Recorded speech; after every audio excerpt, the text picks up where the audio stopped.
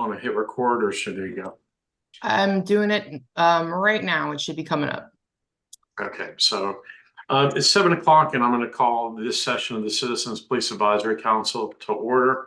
I'm Paul Tamburino. I'm the current chair. I know the vice chair, Jerry Harris. He'll be joining us shortly. So welcome everybody. I appreciate you joining, especially so close to the holidays. I will state at the beginning of the call that Chief Walker couldn't make the call this evening, so we're joined by Deputy Chief Thompson, who is no stranger to our meetings. He's probably done more of these than I have, which is pretty bad. So welcome on board. Hopefully, we don't throw you for a loop with all of our questions and comments and concerns, but you're pretty good with those. So Jill, if you would, I know we've got a pretty busy agenda. There's not a lot on the agenda, but the items over there are pretty busy. So if you would do the roll call for us, please. Absolutely. Councilmember Twan Fielding. I saw you earlier. Yeah, she's here. Councilmember Doris Grant. Councilmember Jerome Harris. Councilmember Jamie Kahn. Councilmember Joseph Kraus. Councilmember Philip Lucier. Present. Thank you. Councilmember Sarah Mack. I just saw Sarah sign in, so I'm going to mark her present. Councilmember Harrison McIver. Councilmember David Saulnier, new council member. Thank you. Welcome. Thank you. Councilmember Paul Tamburino. Present. Councilmember Liliana Taylor. Present. Councilmember Imogene Thomas. Here. Okay, and that concludes the roll call, Chair. I'm sorry, I was trying to unmute and hit the wrong side, but you got me. We got Thank you. Yep. You're good. Thank you. So I do want to welcome our newest member, David Saulnier, who was appointed by the mayor and was confirmed, I think it was last Tuesday, wasn't it? This past city council meeting, he was confirmed. So welcome, Dave. If you would just introduce yourself real quick, please. Yeah. Hello, everyone. I'm kind of happy to see all of you. And I feel like I already know many of you because I've watched probably the past 2 or 3 meetings on YouTube, and it's a great way to communicate the messages. I'm born and raised in New England, but then I went to the Citadel. I actually met Paul at the Citadel, and I now have multiple properties around Charleston. And I did attend the Citizens Police Academy probably within the past 9 to 12 months. I can't remember exactly when it was, and I just loved it. Absolutely loved it. It was a lot of fun. Really enjoyed a lot of the policy and the procedure stuff and some of the training that they did. And I just wanted to get more involved in talking with Paul and at the time, Deputy Chief Walker. Heard about some openings on this committee and just said I'd love to serve however I can. So that's what I'm doing here. And it's very nice to see and meet many of you, and would happy to answer any questions you might have over the coming days, months, and years. Thank you. All right, welcome aboard, Dave. And let me see. So, Dave being added is great, but we still have quite a few vacancies. And if you watch the public safety meeting, they kind of spoke on that, and luckily, I think the mayor was pretty on top of it. He knows we're pushing to get these seats filled. I'm going to let Steve give his report on that, and then I'll make a comment about it. So, Steve. You're on mute. Always put the lawyers on mute first. Yeah, sorry about that. I don't know that my update is much more than what you have on the agenda itself. We have District 1 is open. That's been open since March of 23. The council member has been notified of the opening. I believe both you and I have communicated with all these people about these openings. District 6 is open. That's been open since April of 23. District 7 has been without a representative since June of 21. And District 8 is been open since June of 23. And the mayor has 1 student position open and 1 at-large position open. And we've communicated that to the current mayor, although our last council meeting of the year will be next Tuesday.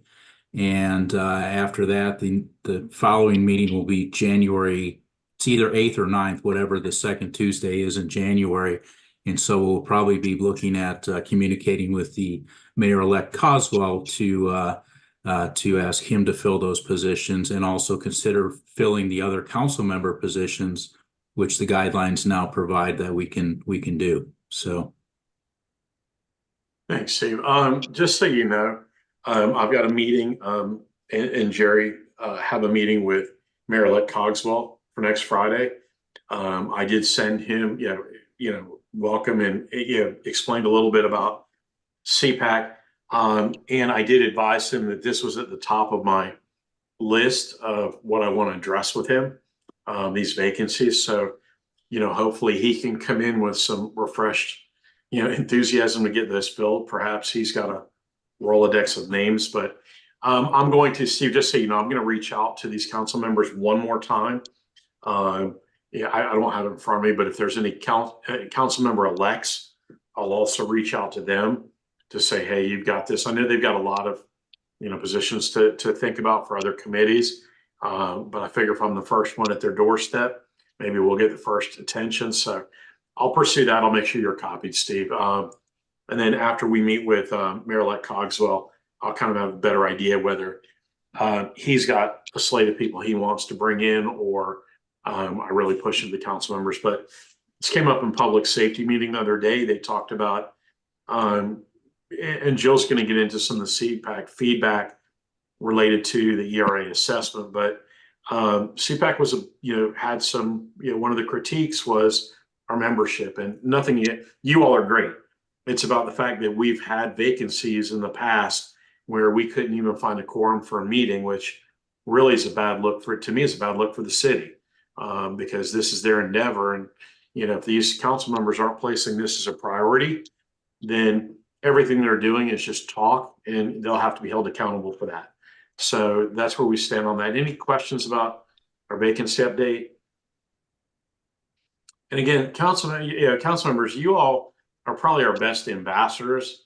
So if you're out in the public and you're talking with people who've got an interest in what we're doing, certainly forward that recommendation along. That is kind of how Dave got on board. I mean, I know through his Citizens Police Academy, he had expressed an interest to them during those sessions. And I know, I know, Jason, as you guys are going through the recent iterations, one of the points was capturing names of people that'd be interested in participating. So if you get those names, just forward it. You can forward it directly to the mayor if you want, forward it to Steve, and he can certainly get that in front of the council member or the mayor, for an at-large position. The one requirement we have is they have to either work or live within the city. So, or own a property, whatever it is, or own a business. So let's get this filled up. All right. Jill, did we have any citizen participation?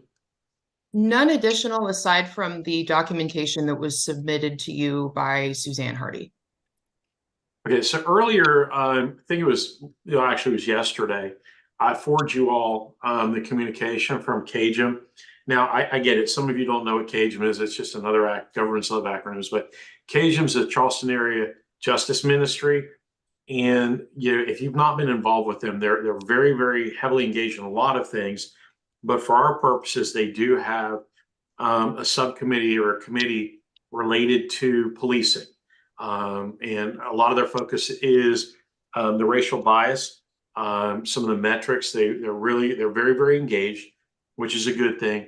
And so Suzanne Hardy is usually their representative. Will send us communications. I know Jill and her team and the chief, they hear from her quite a bit, which is good, and CAJM.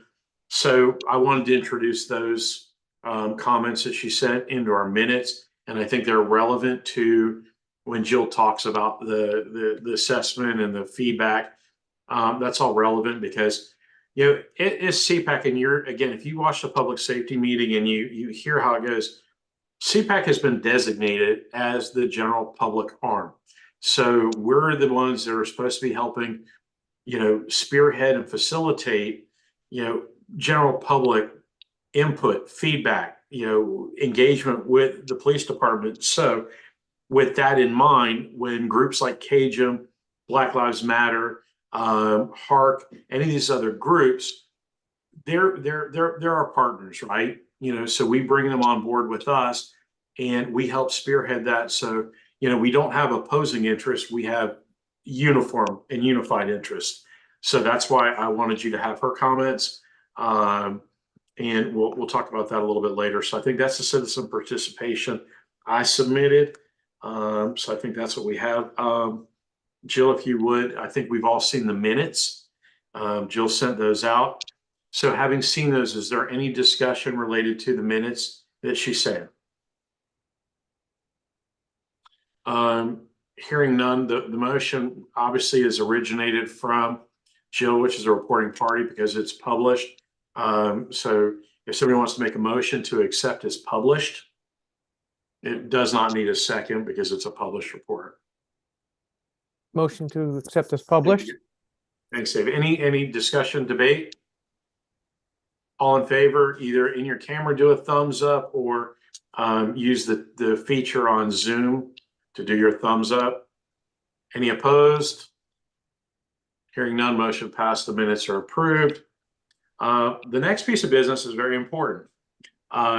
We've had, I have to say that, I got to serve under Twan, Councilmember Fielding, and, I still need to reach out to her because there's so much to learn. And so the role of chairperson and vice chair is a pretty good one. I will sell it to any of you. It's a great role. It takes on a lot of responsibility. Not a lot of pay. I think my pay never doubled or tripled, but it's still a good role. So per our guidelines, we do hold elections at our last meeting in December to take effect for January through December of the next year. So at this point, what I want to do is I want to start with the election of the CPAC chairperson. So do I have anybody who wants to volunteer or any motions for the chairperson? I would move that Paul Terrabarino continue as chair of CPAC. Thank you. Anyone else? I would nominate, I guess I should say. I'm sorry. Thank you. Thank you. All right. Anybody else? I second sure? the nomination. Well, thank you. I Are third you the sure? nomination. Anybody else want to raise their hand? Dave, you want to be it? Oh, no, No, I'm not oh, no, taking- no, I'm no, raising no, my no, hand no. in favor of you. I was I'm in looking favor for of you, candidates. I'm looking for candidates. This is how I'll be honest, this is how I roped Twan into one of her additional years. I blindsided her with that one. All right. Seeing if you're sure, give it 10 more seconds. If not, I'll close it. All right. Hearing no other nominations, I do accept. So thank you. I'm honored. I'm not going to give a speech. I'm honored. Thank you, guys. So now let me open up for vice chairman. The current vice chairman is Jerry Harris. Taking any nominations from the floor, please. Again, I nominate Jerry Harris as vice chair. Any other I'll nominations? second that. All right. Do we have any other nominations? You sure none of you aspiring leaders want to jump in? Come on now. Lily, I see the big grin on your face. Aren't you the president of College of Charleston Student Government? This should be a cakewalk for you. All right. Hearing none, going once, going twice. Jerry, congratulations. We're stuck together. So we get to keep calling each other. Okay. Guys, I appreciate that. Jerry, did you want to say anything? He can't come off mute to refuse it. So we're good. I'm in the car. Unfortunately, this is a unsatisfactory railroad that you guys are running, but let's keep going. What I look forward to is I think, why I've accepted this time is I think the continuity going in, with a new chief and a new mayor. Rather than us being in learning mode, we may be able to help facilitate the education of those two. Yeah, and there's going to be new public safety. So while we've worked with Chief Walker for quite a long time, and Deputy Chief Thompson and Captain Bruder and Captain Cortella and Jill, we also will be getting a new chair of public safety. As Council Member Schott is coming off the council, so that'll be replaced. And no, at this point, I've not heard. You know, I know some are interested in it. Some of the council members are interested in it, but that's the political. You know, we're on that we stay out of. All right. Next on the agenda is the Charleston Police Department status update. I'm gonna turn it over to Deputy Chief Thompson. Sure. Excuse me. Good evening, everyone. Volume okay? Yep, we can hear you. Thank you. So I won't give Chief Walker's update because you guys have heard me say it before. I'm not going to put Chief's words in my mouth, but I'll give my own update. Glad to be back a little bit. I've been absent for a while, but it's good to see some familiar faces there. Obviously, the what we've been working on hardest in relation to public safety lately is the ERA report, and Jill's going to go over that at the end, as you already stated. But having said that, operations hasn't stopped. As you all know, that's what I'm over. The special events keep coming in. We've been through multiple lately. We're looking towards the inauguration at the beginning of the year, and then bridge run and everything after that. So everybody's still working hard on public safety behind the scenes. For those listening at home as well, a little bit about me is still pushing evidence-based policing within our whole department, but specifically for those resources that I'm responsible for at the patrol division level. You know, responding to those data or complaint zone areas and getting more, getting better with our problem-solving efforts in that realm. And to round it out, I just did a 2.5-hour interview with the University of Chicago that our own Captain Bruder put me in contact with. But I'll be going up there for 6 months on and off in 2024 at a school there, just to get better at evidence-based policing, among some other things. So that's what's going on with me, and I'll be on the call for the duration if there's any questions that come up.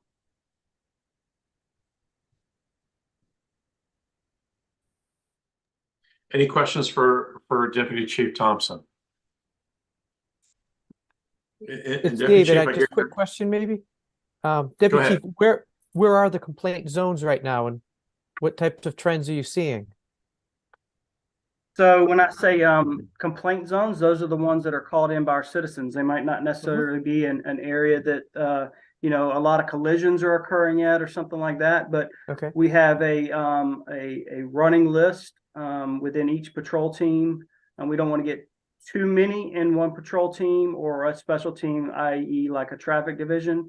But for instance, we have so say for instance a call comes in for a speeding complaint on a particular street in a neighborhood. That might not necessarily be a high collision area, but that is a complaint from a citizen. That's one of our problem solving efforts that, if you've ever heard me speak publicly, that's what one of our driving forces is solving those small minor problem solving efforts, those complaints. So to get into specifics on this call, there are many for complaint zones, but they're not just traffic. They are specific to geographical areas. So as if you don't know, we have 6 patrol teams. And so you might have a problem in West Ashley that doesn't correlate to Team 2, which is, you know, Calhoun Street south to the water. So those could be noise violations, little things here and there, but I don't want to take up the whole call because I could talk about it for a long time. But we have been for the last 2 or 3 years getting really good with our problem solving efforts. One, our documentation internally, because in the past, after our racial bias audit, we were asked if we're a community policing agency. And I think most law enforcement agencies would say yes. But then the follow-up question is how? Show me, right? So we developed some internal a problem-solving module internally that tracks those. We partnered with the University of Cincinnati to come down to get us some real basic training for our command staff and some of our supervisors. And then we're taking it one step forward with some additional things in 2024. So I know that was a long-winded answer, but it could be as small as a speeding complaint that is addressed appropriately and documented appropriately so that we hopefully can try to solve that problem so it doesn't keep reoccurring in the future. All right, any other questions or comments? All right, well, thank you. Go ahead, Jim. Paul, Yep. yeah, I earlier today asked Jillian to provide data on hate crimes. And I did so because of the current climate and the concerns about anti-Semitism and Islamophobia resulting things. The city, as you know, does have a hate crime database, and the data that's available currently goes up through September of this year. I was wondering whether or not, DC Thompson, is it possible for us to get before the end of the quarter the October and November numbers, just to see how that's tracking, whether or not we have an increase in the number of incidents? So I won't give you a commitment, but I'll ask the question. Last time y'all asked me about data and I brought my data guy on here, but let me see how they're pulling that and how they're confirming that. But I think that's a reasonable question that can be answered in the near future. Appreciate that. Sure. All right, anything else? Okay, thank you. Let's move next to the subcommittee reports, and let me see. I know that Doris turned hers in, submitted it in writing. I think quite a few of us were also on that session. Jerry, would you be able to speak to it, or should I ask Captain Cortell if he can give an update on that, since he knows as well? Well, yeah, probably Cortella could provide the information on the policy side of the house, the policy review side of the house. Officer Gahuli presented specifically about his function in that general order, and there were a series of questions that were put forward during the meeting. And my question for Captain Cortella would be, when can we expect, the committee expect those answers back? And it's Inspector Galuli. I think we don't want to demote him. He likes to inspect. I'm sorry. I couldn't remember what his rank was. I got it. Captain Cortella, do you want to come off mute and just give us a status? I know that the feedback for the last policy was submitted, and maybe you can let us know when the next one's coming. Correct. So I apologize. I got this new update on my iPhone, and it was allowing me to blur my phone rather than unmute it. But as I explained to Ms. Doris, so CPAC has worked on numerous policies since September, and I explained to her that since we've had a sergeant promotional process going on, we weren't able to physically update the policies on our Power DMS system with the changes because the sergeants are being tested on current policies, and it would be unfair for them to change the policies in mid-course. So the body-worn camera policy, the CALIA policy, and the Office of Compliance, those will be updated probably within the next 2 weeks. Our sergeant-elects just are going through the process. They took the written examination this past Friday. We still have to wait for any appeals to come in and kind of just work the HR side of that. But all of those will be published by the end of hopefully next week.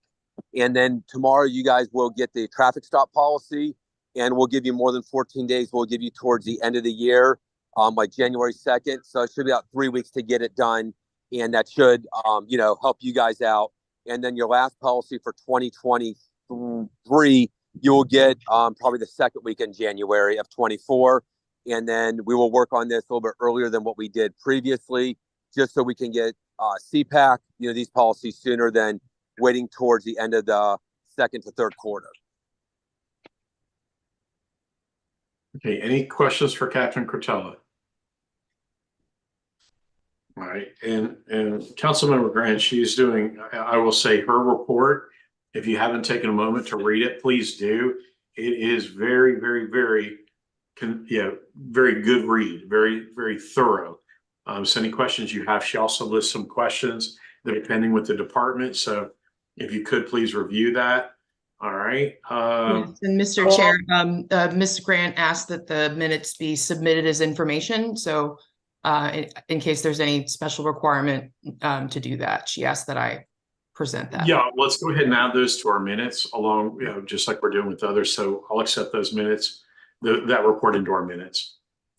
So again, Paul, Captain Cortello didn't respond to the question of the questions that were asked of Inspector Gahuli when those questions posed during the meeting will be responded to. Okay, so the questions included: one, will a list of monthly and quarterly audits be made available? And what role will the policy subcommittee have for these audit reviews? Yeah, that's one of them. There were several questions. I apologize. There are 7 questions on there. So, Captain Cortello, what I would recommend is if you take a copy of those notes, if you could, because I'm sure you're not looking at them right now. I think it'd be good for you to go through that and maybe do an email response to that, so we also can submit that, so that we don't necessarily wait till the next policy review committee for those. Absolutely. I could easily do that sometime early next week, and we'll get a response out to all of CPAC so they're aware of our procedures and processes that we want to have in place and the response to those questions. Okay. Yeah, I would tell you just, I'm sure you plan on it. Take her notes because they're very comprehensive, and go through there and address any points that may have gaps in it. I think that's just, I know you're not prepared to do that on the call. So I don't want to wait for a policy subcommittee meeting. So I appreciate you doing that. I look forward to seeing that next week. Sounds good. And I concur with you. We don't need to wait on that at all. No, let's not wait for that because those are pending questions. And if you would, the distribution list should be the entire CPAC. Address it to Councilmember Grant and put us all as carbon copies so that she doesn't have to do a pass through. Absolutely. We'll take care of that. Okay. Thank you. Any other questions or comments related to policy? All right. Thank you. So next up is the complaint review subcommittee, our newest subcommittee. Councilmember MacGyver. Good evening. Just for informational purposes, have all of the council members seen and received a copy of the proposed subcommittee complaint operating procedures? I'm not. I don't think I have. Okay. They were presented during the October 7th meeting of CPAC, but Jill, could you? I can send those to Mr. Sonia. Yeah. Okay, thanks. Okay. Sure. Okay. I should have done that beforehand. When I realized someone was introduced, it dawned on me that perhaps not all of the members had received it. Well, the status is, and I don't know whether Steve Rulin is on the call. Is he still here? Oh, you put him up. Okay. Well, I'm here. Yes. Yes, why sir. don't you just take a minute for a councilman member, I want to make sure I pronounce your name right. I'll say David. David is perfect. Thanks. Get a chance to take a look at it. I don't want to hold up the meeting, but if you can just read through it real quickly. But the status is that the CPAC approved these subject to review of the police department. And we're at the stage of that review since October 7th.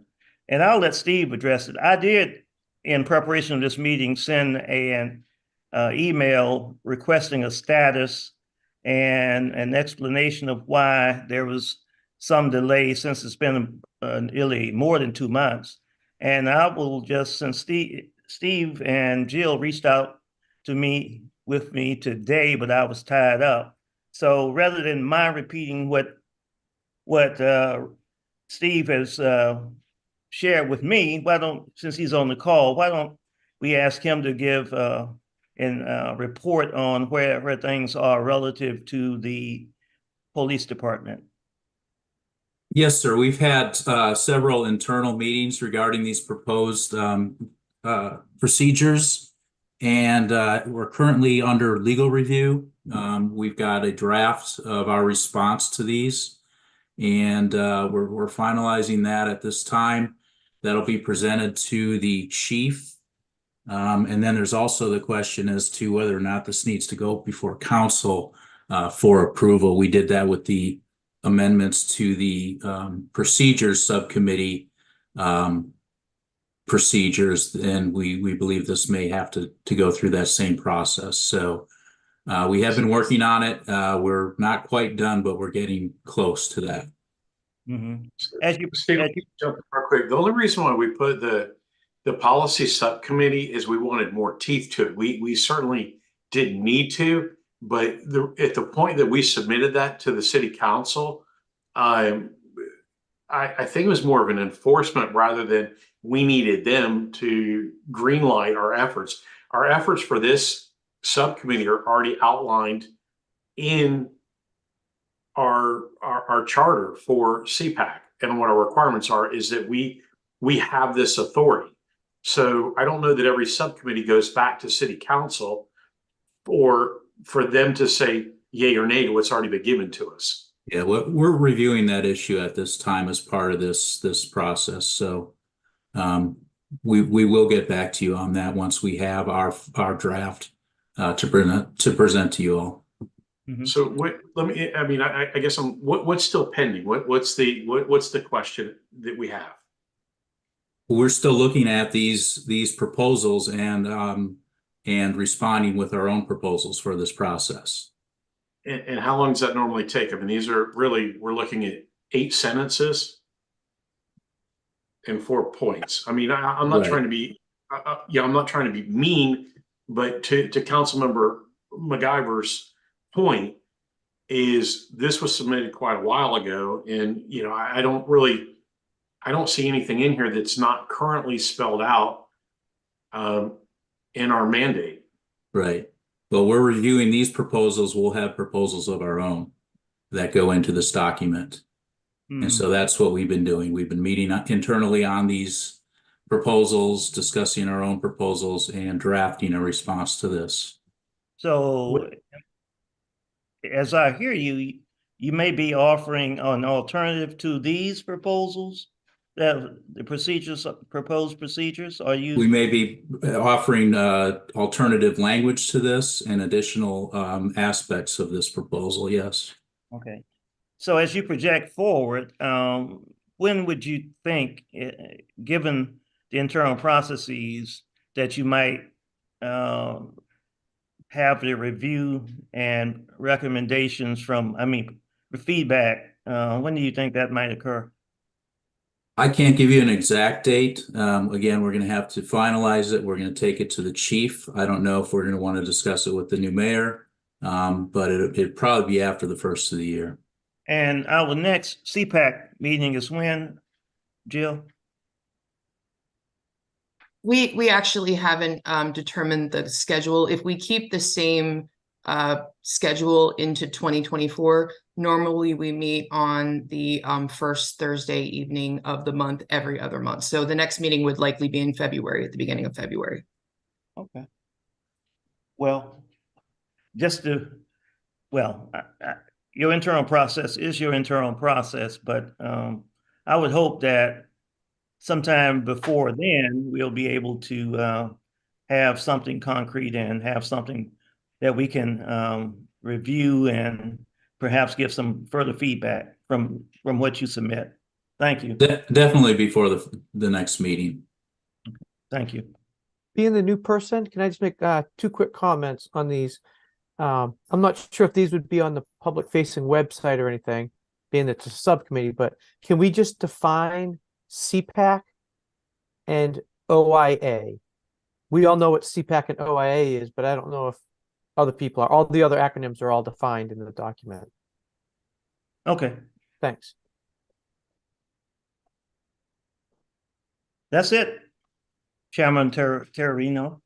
So even pending your Harrison, pending their review, because obviously they're going to make recommendations to us. We turn around with our own, so it's not they're not making policy for us. Where they're making a recommendation, we'll work with the city council as well.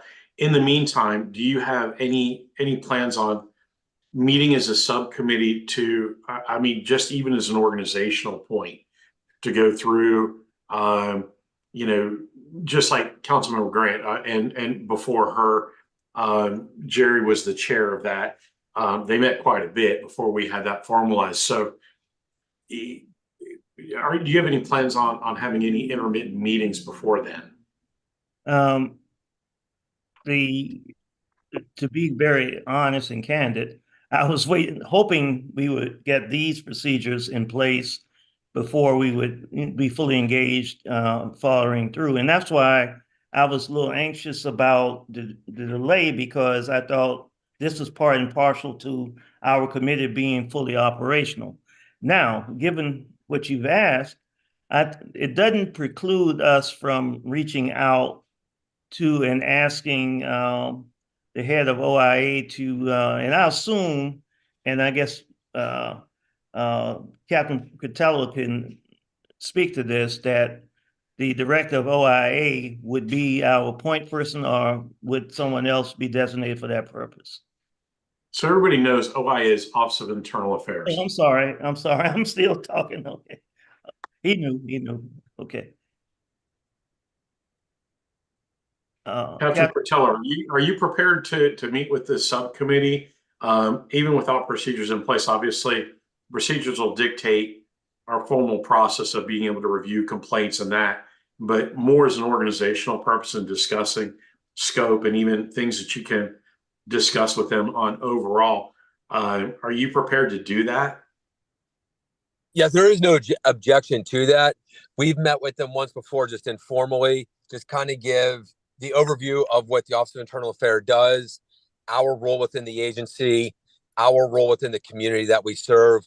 So yeah, we are able to meet with that, and maybe that could help frame up kind of what we're also looking at here, since, you know, we're still trying to figure this out. And you know, I could envision that as you prepare your response and review, the committee could be a subcommittee of CPAC to give initial response to. I had going on, but Dorothy and Vardrian. I'm lost. Okay. No, that's fine. Okay. Go ahead. That the committee can be the entity, at least on behalf of CPAC, to review the response to the operating procedures. So there's an opportunity for the subcommittee to be fully engaged, and that would be an opportunity as well. So one, we could interact and see if there's something afoot within OIA in terms of complaints, but that have to work through you in terms of according to the guidelines, as well as to the charge, the requirements from the city council. So I look for some guidance from you if you have some suggestions. Maybe that's the better way of saying it. I think we could easily reach out to you sometime early next week and just maybe set up a date and time that we could meet to, you know, just once again, just kind of pick up where you left off from. I believe our last meeting was maybe 2 months ago when we gave the informal overview of us. So yeah, that's what we can easily do. Okay. And Harrison, again, I would say once, as Ruland has mentioned, once you have gone through a certain process, that we might be, before it gets to CPAC, use the committee as the first point of review of your review.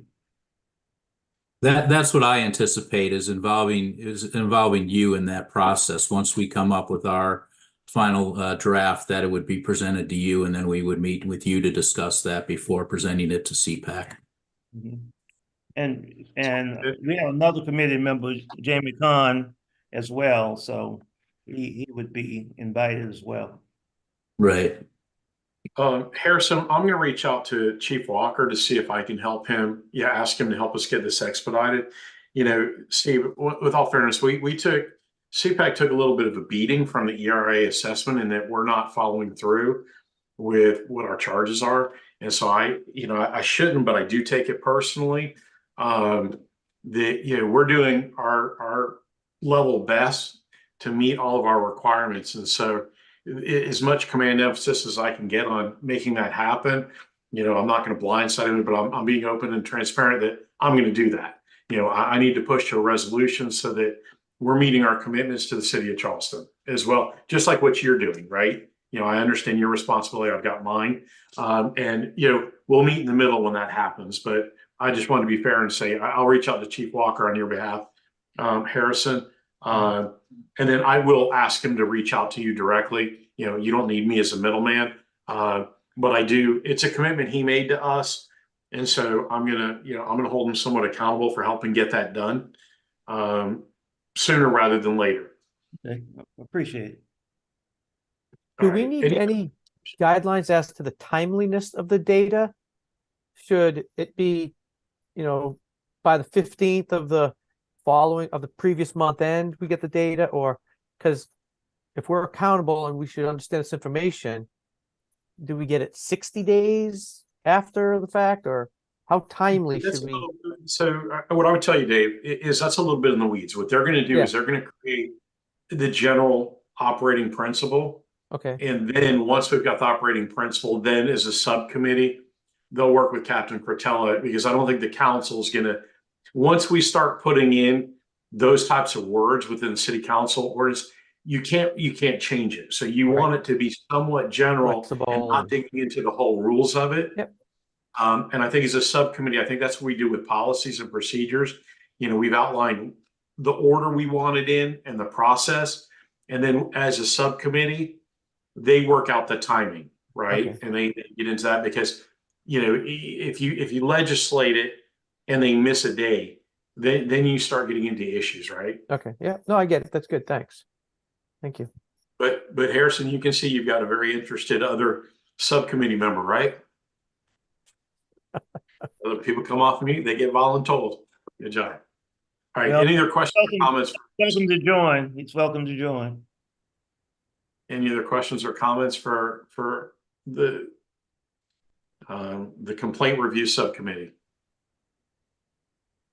All right, what I want to do is now I want to move into really, it's all important, but this is really, I would say, our central piece of our meeting for this month. I'm going to turn it over to Jill.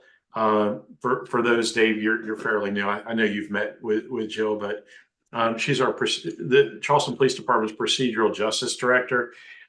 She's going to give us several updates, but she's been really the lead on everything that's going on audit wise. That's procedural justice, racial bias audit review. She has been presenting to City Council. I know you've been there more than a couple of times there, Jill. They softball you, so you've been pretty lucky. I won't say you've been under fire. You've done pretty well. So I want to turn it over to her to give us really an update on the racial bias audit assessment review. We're going to talk about the survey results, which again was a collaboration between the police department and CPAC. And then really, I think a big piece of this is going to be talking about public meeting. That's really, we own that topic typically. So Jill.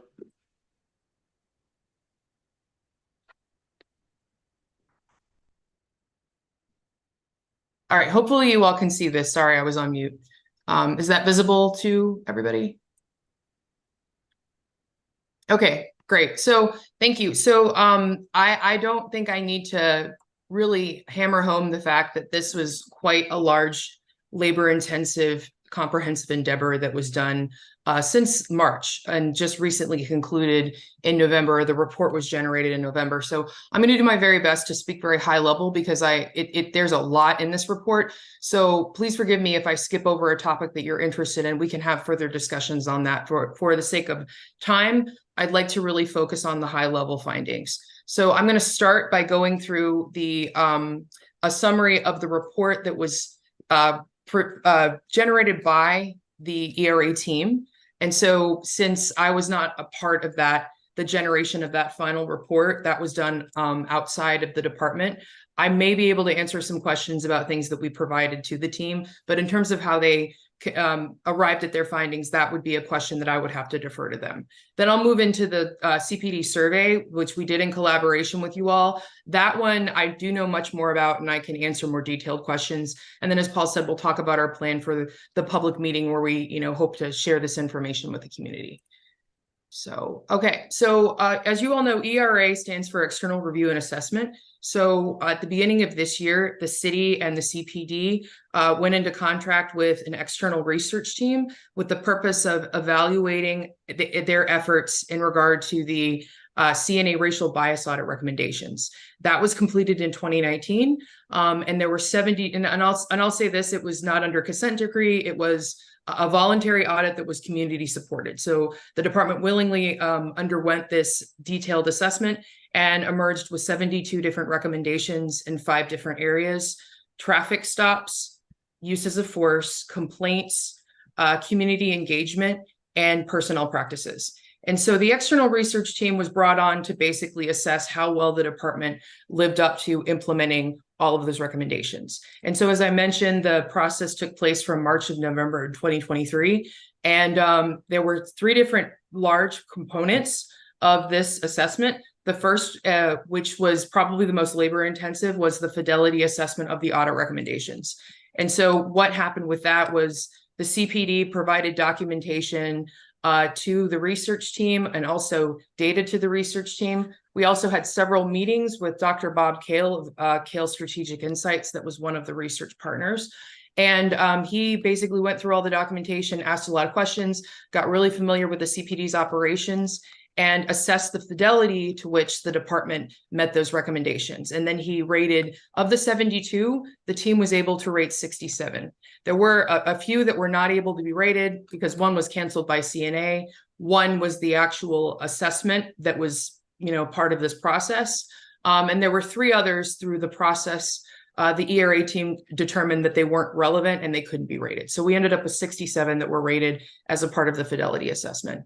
Beyond that, there was a community engagement component that included community forums. There were 2 forums for community members in English. There was one Spanish-speaking community forum. There was a forum for business leaders, and then there was also a law enforcement forum.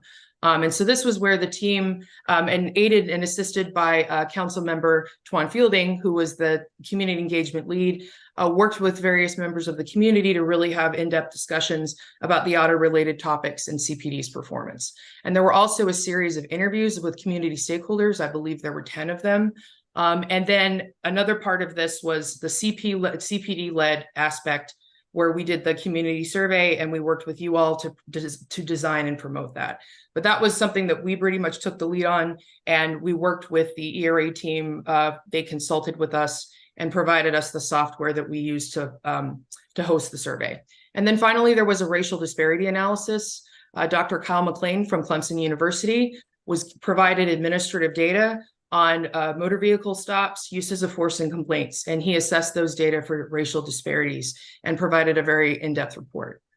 So I'm going to highlight the key findings, obviously. And I should mention that there's a full report that was distributed to CPAC members. There's also a short report that's, and if I haven't, I can't recall if I distributed that to you all, but if not, I can make sure you get that. It's a more condensed version that covers the highlights. And both are also available on the CPD's website.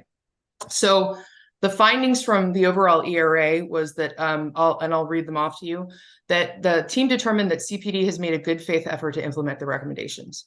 Of the 67 that were assessed, 54 of them were determined to have clear and complete documentation of implementation. 11 of those, there were some or partial documentation, but the team viewed that there would be additional or ongoing work required to fully implement. And then there were 2 recommendations where the team decided that there was insufficient documentation to support full implementation. Beyond that, the CPD has improved its data analysis and collection capabilities dramatically. Deputy Chief Thompson spoke to this. We're a lot better now at collecting information that we can now analyze to help us delve deeper into the impacts and the outcomes from our procedures and practices. Community-oriented policing, which Captain Bruder, who's the new captain of that division and is on the call today, we received praise because community-oriented policing has become a central part of the operations of the department. Beyond that, this was really gleaned from the community forums and the interviews. Perceptions of the CPD moving in the right direction or being off track varied widely in the community. And also, there was some dissatisfaction in the community with the amount and transparency of community engagement. And as Chair Tamburino noted, there were some critiques of CPAC and its reach and the extent to which it was able to engage all members of the community. Moving forward, I will highlight some of the findings from the quantitative analysis of data or the racial disparity analysis. So Dr. McLean found in his analysis on motor vehicle stops that there were disparities, that Black drivers were stopped and warned at higher rates than given their proportion of the driving population. Also, stops for non-speeding moving violations and non-moving violations, like having an expired license, showed greater disparities by race. And when I say the term disparity, what I mean is a difference in outcome that is consistent with one racial group or ethnic group versus another. So we were finding, higher proportions of one outcome for one racial group versus another. And then also there were disparities found in terms of probable cause searches following motor vehicle stops. So the CPD in the cases that were analyzed with these data showed that there was contraband found in 70% of its probable cause searches of white suspects in comparison to just 50% of its searches of Black motorists that were stopped. And so those were the main findings from the motor vehicle analysis.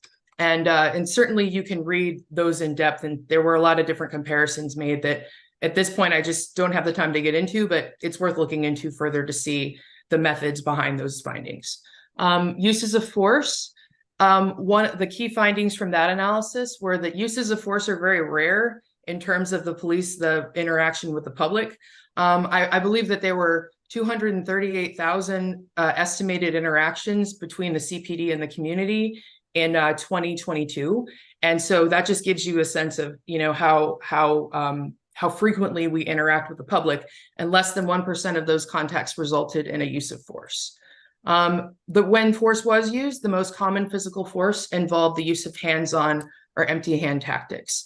And I will defer to Captain Cretella, who has a lot more insight as to what specific physical functions or physical descriptions of those 2 tactics.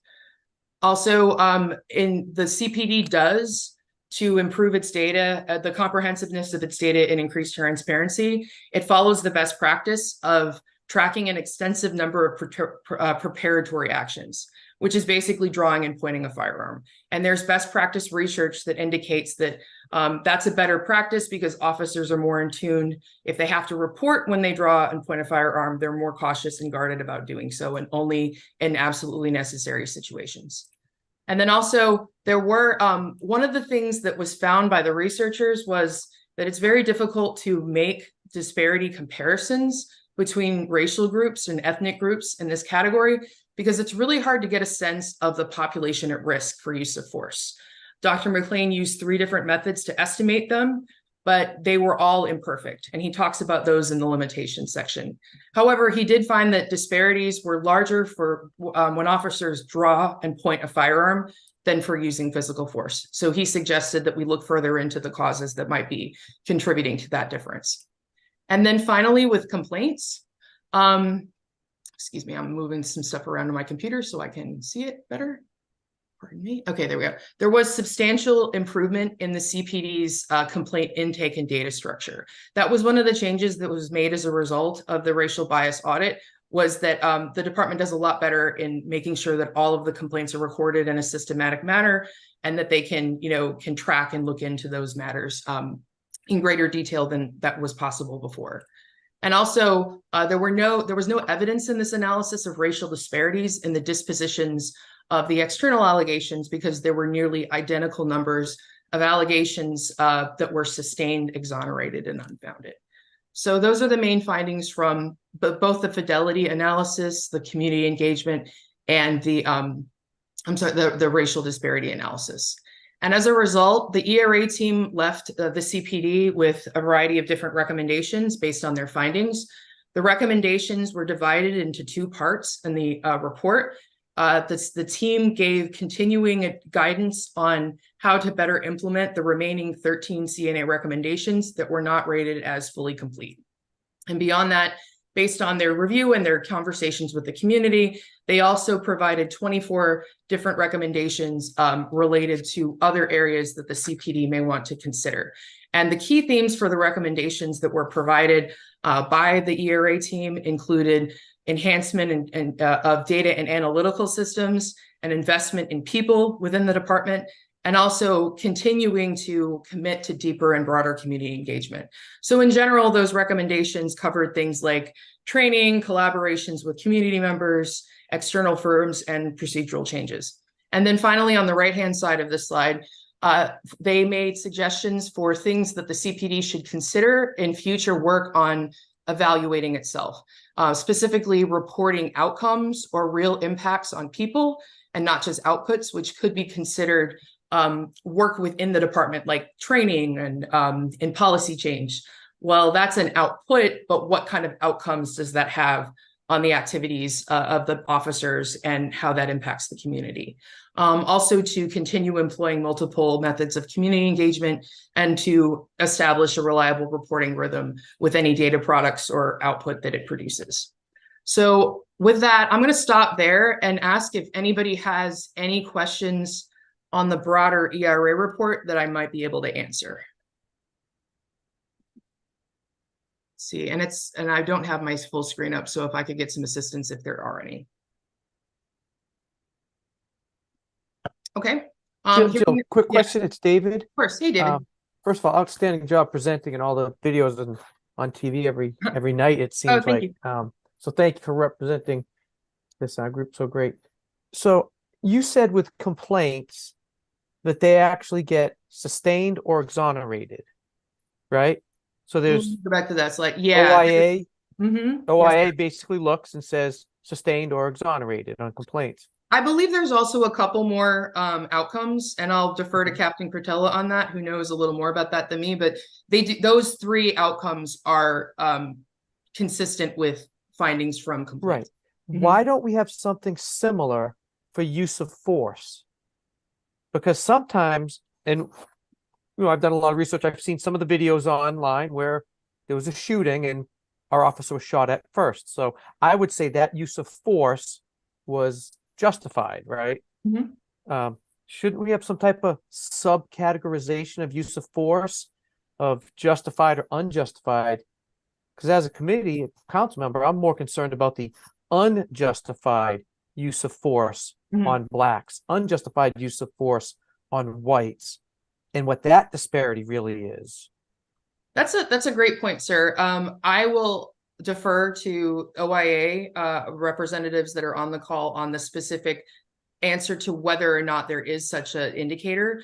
I can tell you we did not provide data with those indicators to the research team, so they weren't able to do those analyses. But in terms of whether they exist, I'll have to defer to someone else in the department that knows those data better than me. I see Tony here. So this is Captain Cortell. That's a really good question.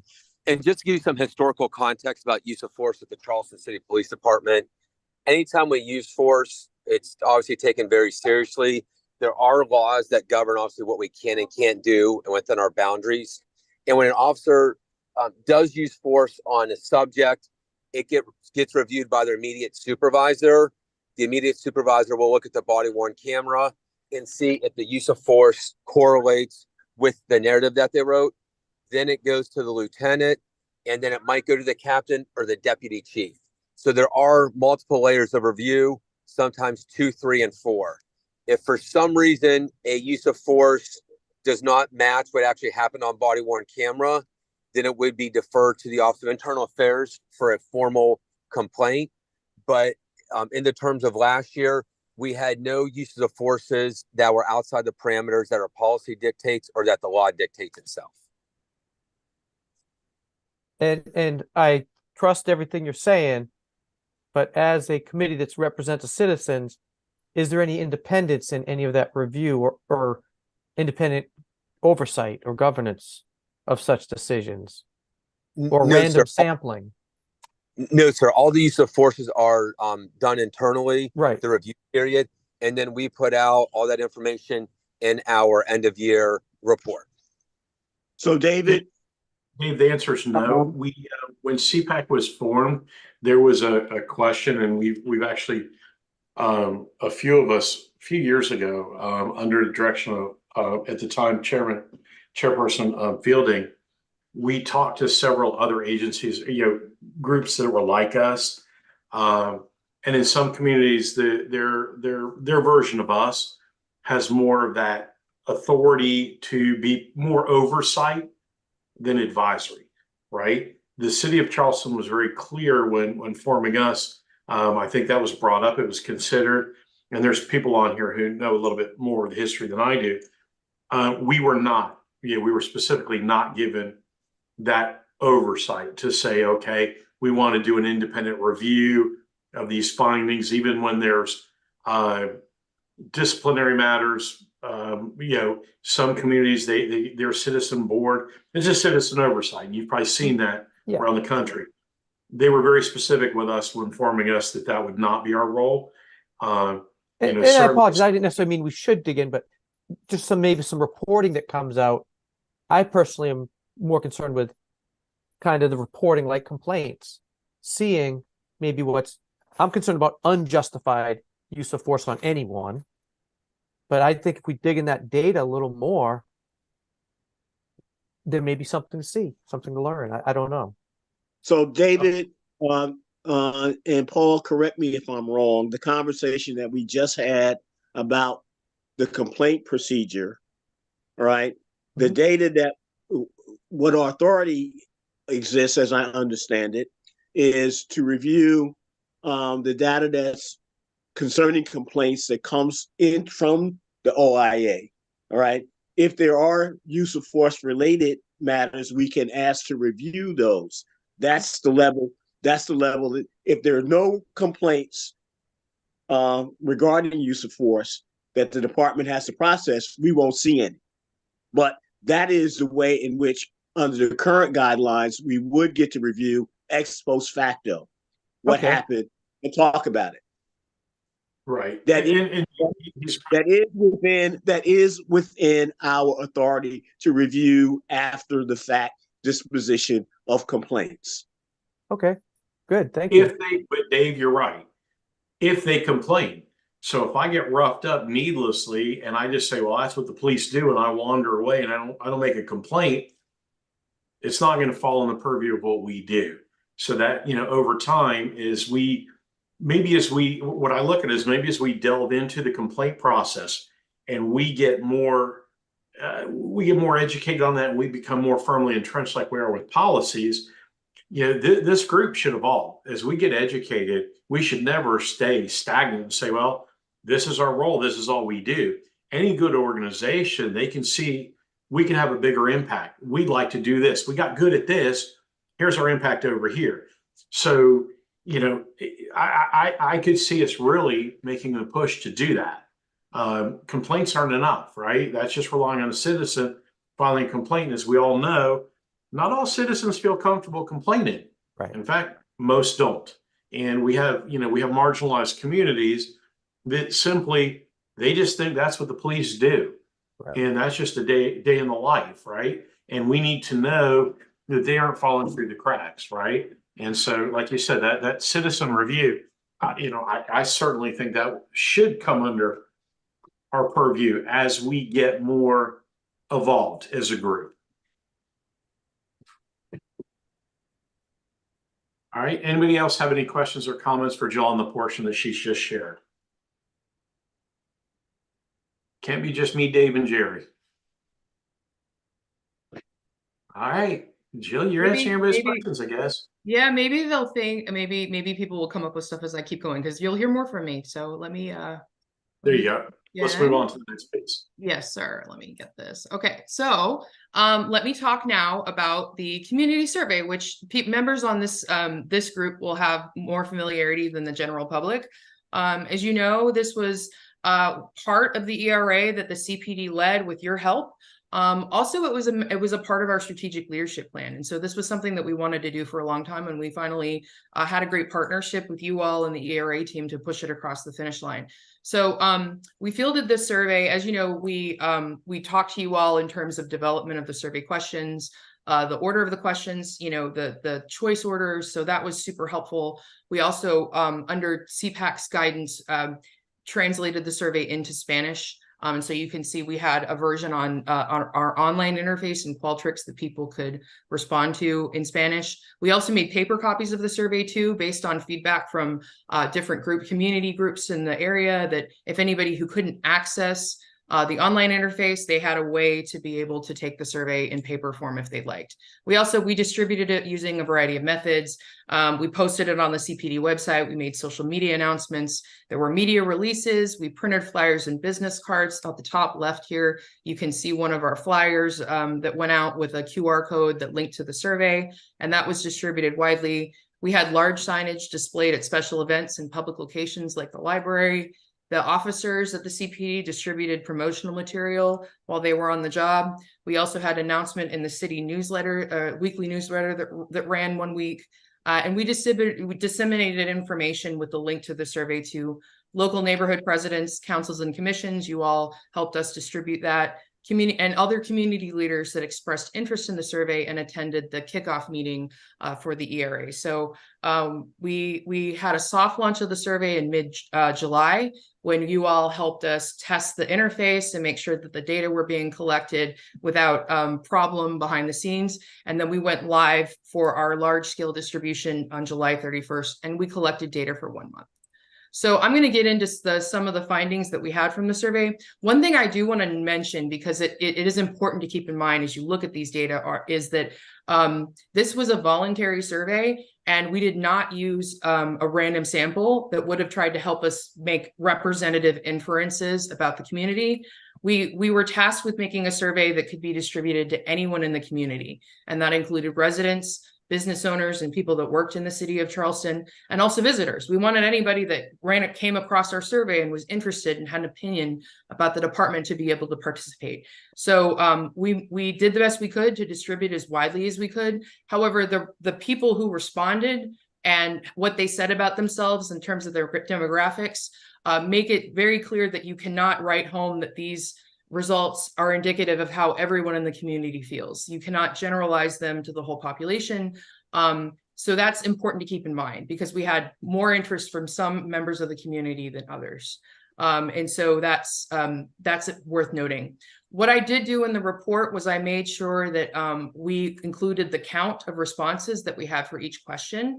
The questions were voluntary, so people could skip questions as they wanted. We wanted to try to encourage as many people to answer as many questions as they felt comfortable with.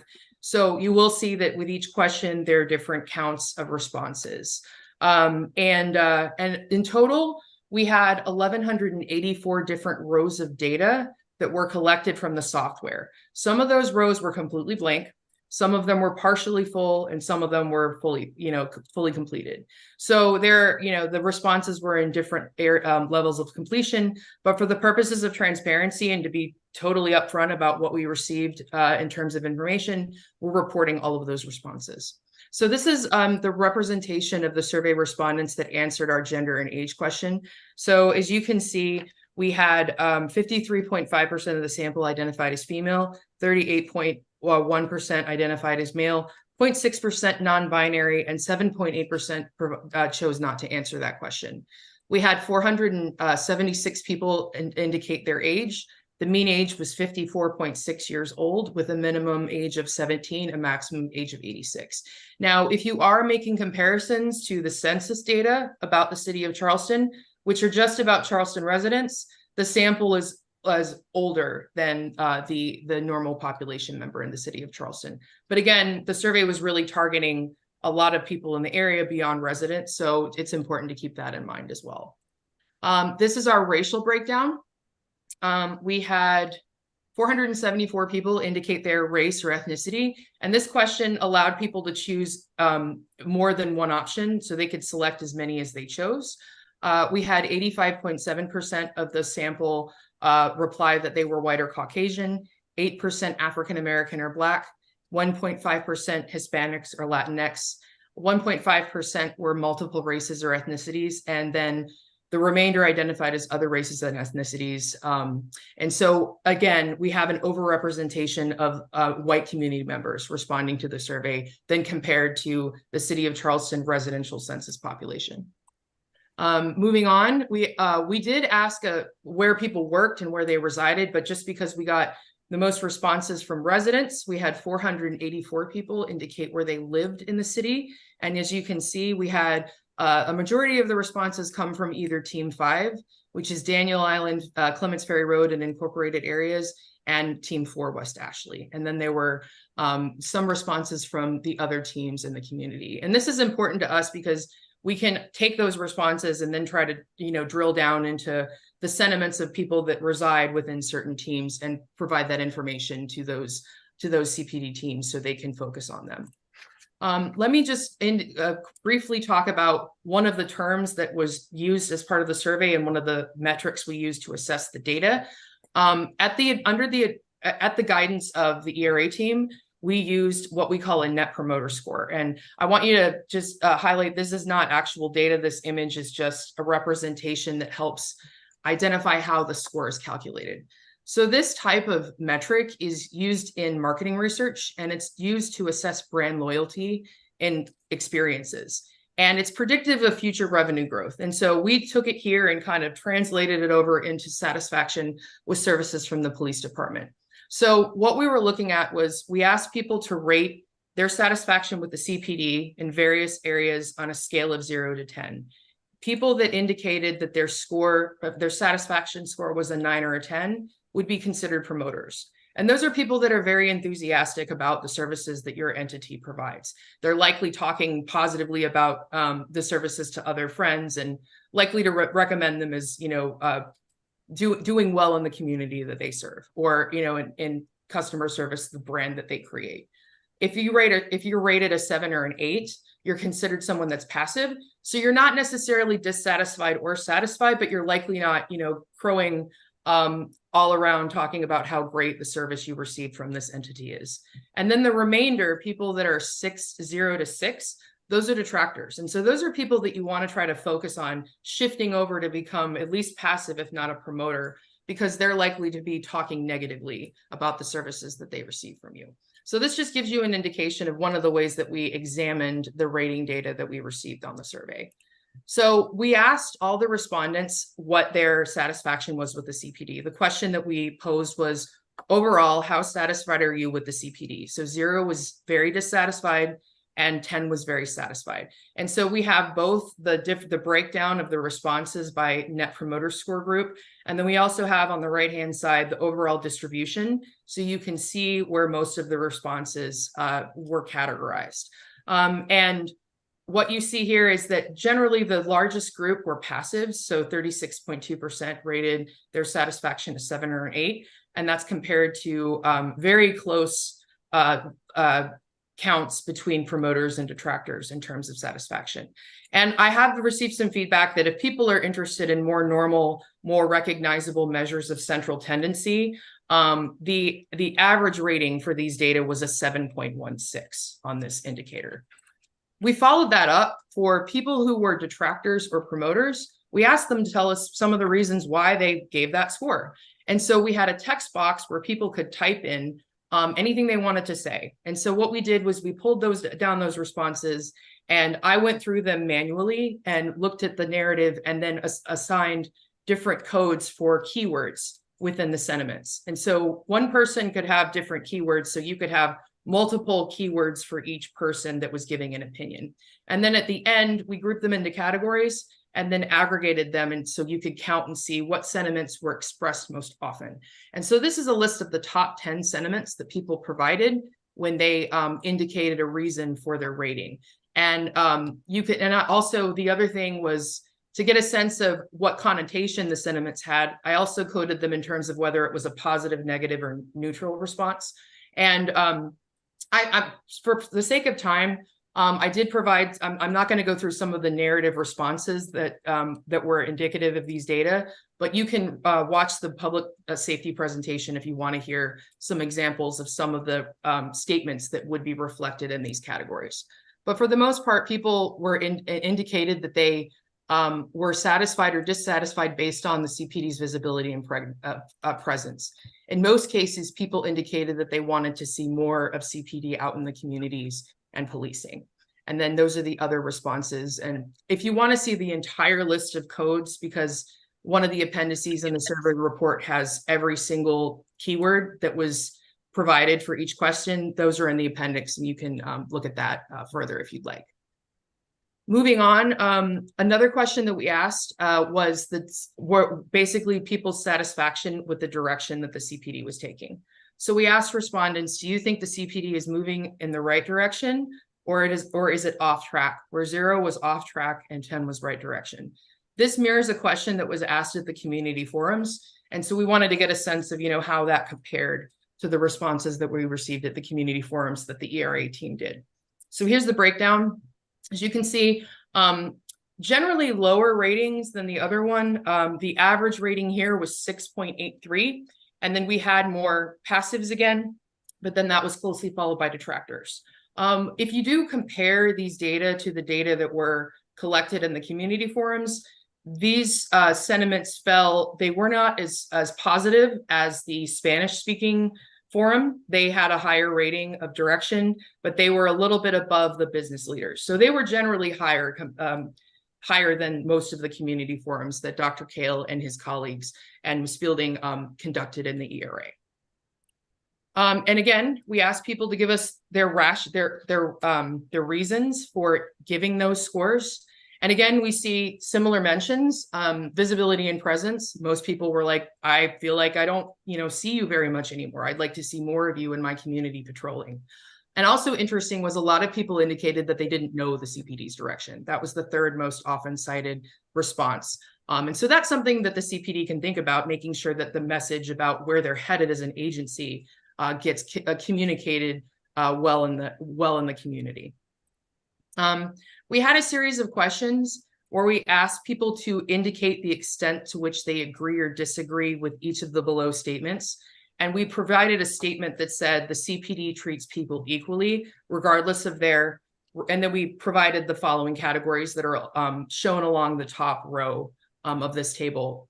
So do we treat people equally based on their race, ethnicity, gender, sexual orientation, religion, or immigration status?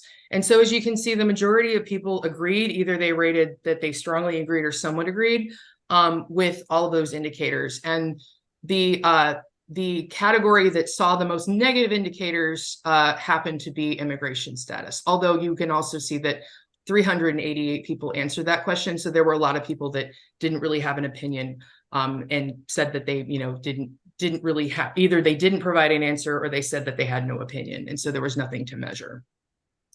And the last response that I'll talk about in this setting is we asked people who responded to the survey whether they had had an interaction with a CPD officer within the last year. And of the people who indicated that, yes, they had, we asked them again to rate their satisfaction with the last interaction that they had with a CPD officer. So we were looking at the most recent one, not of all of the interactions that they had over the year. And here you can see that the majority of people were very happy. They rated a 10 out of 10. And that was, again, you were very satisfied with 0. I'm sorry, very unsatisfied with 0 and very satisfied was 10. And so the mean for this indicator was 7.55. And we saw that over half of the people who responded were promoters. And so that finding was very positive for the department, showing that, in a lot of the interactions that people have, the people that responded told us that they were very pleased with that interaction. And of course, we asked them, please tell us why. The most commonly cited reason by a long shot was the courteousness, friendliness, and politeness of the officers. And then, so that's something that we're very proud to see, that our officers are treating people with courtesy, and it's showing in these data. And again, for reference, we have at the bottom, in 2022, the CPD had over 238,099 citizen encounters during the year. So hopefully this is something that plays out in many of those encounters with people in the community. And so there's a lot more information on the survey. We asked many more questions, and all those questions are included in the report. So I do encourage you, if you get a chance, to go through that at your leisure. But for the purposes of this conversation, I just wanted to make sure that you had some highlights. And so if people have questions about the survey, I'm happy to take those.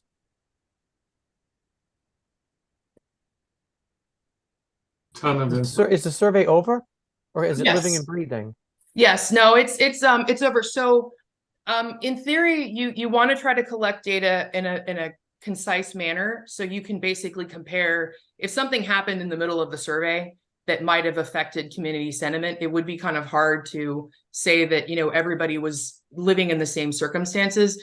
And the other thing was, since this was part of the ERA project, we had to make sure that it concluded and could be reported at the same time as the overarching project. However, there's nothing, we're committed to continuing to potentially do more of these things in the future. I think that's our intent, is to try to build on these data and see if there are changes, and when and where that'll happen has yet to be kind of scoped out. But we certainly could do another project like this. This all happened before I joined the committee. I just had a kind of procedural question. Was there ever any thought of doing this as an actual random sample of the community? I mean, you collected a lot of data and you crunched a lot of good numbers, but without a random sample, I don't know how useful any of this data really is. Yeah, so that's a fair point. And the way that it was described as the project is a survey to which any citizen or any resident can respond. And so that precluded us from being able to use a random sample. The other thing was, to be able to have a random sample, we would likely have to work with an outside survey company to be able to help us identify the sampling frame. I know that it might be easy to sample residents in the city, because you can grab and buy certain lists of residents and then send your surveys out to a random selection of those folks. But in this case, I know that it was important to us and to the CPAC to be able to try to, have this first opportunity be available to anybody in the community. But, and then beyond that, if we were to be able to look for a random sample, we'd have to make sure that we had the resources and the funding available to follow up on, people within the sample. So we would send a mailing, and then we'd probably have to go knock on their doors, and we would probably have to offer an incentive. And given the funding constraints and the time constraints on the project, we weren't able to do that this time. But that's something that, if the resources are available, we could certainly consider in future years. All right. Yeah, thank you for that. Yeah, I've seen so much interesting stuff going on with, online sampling and phone sampling. Mm-hmm. I think it's getting cheaper and cheaper to do a true random sample if we're interested in doing that in the future. Yeah. I mean, and that's something we could certainly consider. And obviously, it's just with that, we'd have to plan for follow-up to make sure, hey, you got our call, and come on, tell us your opinion. And we'll have to make sure that we budget for appropriate resources for that part of it as well. Can I make a question? Yeah. Make a comment? Sure, of course. The question of what approach statistically we would make was not something that, as I recall from our discussion, we started out with the constraint of how much money was available.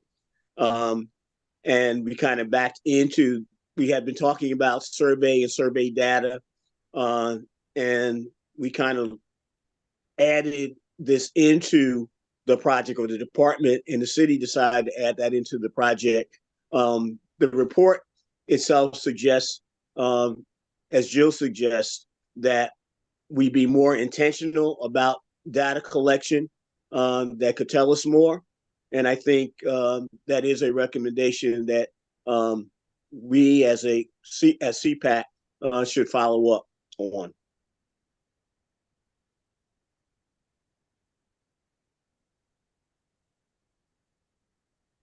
Yes, that's, and just to comment on that, that is one of the ERA recommendations. In one of the categories was that if funding was available to pursue additional surveys that are seeking a more representative sample.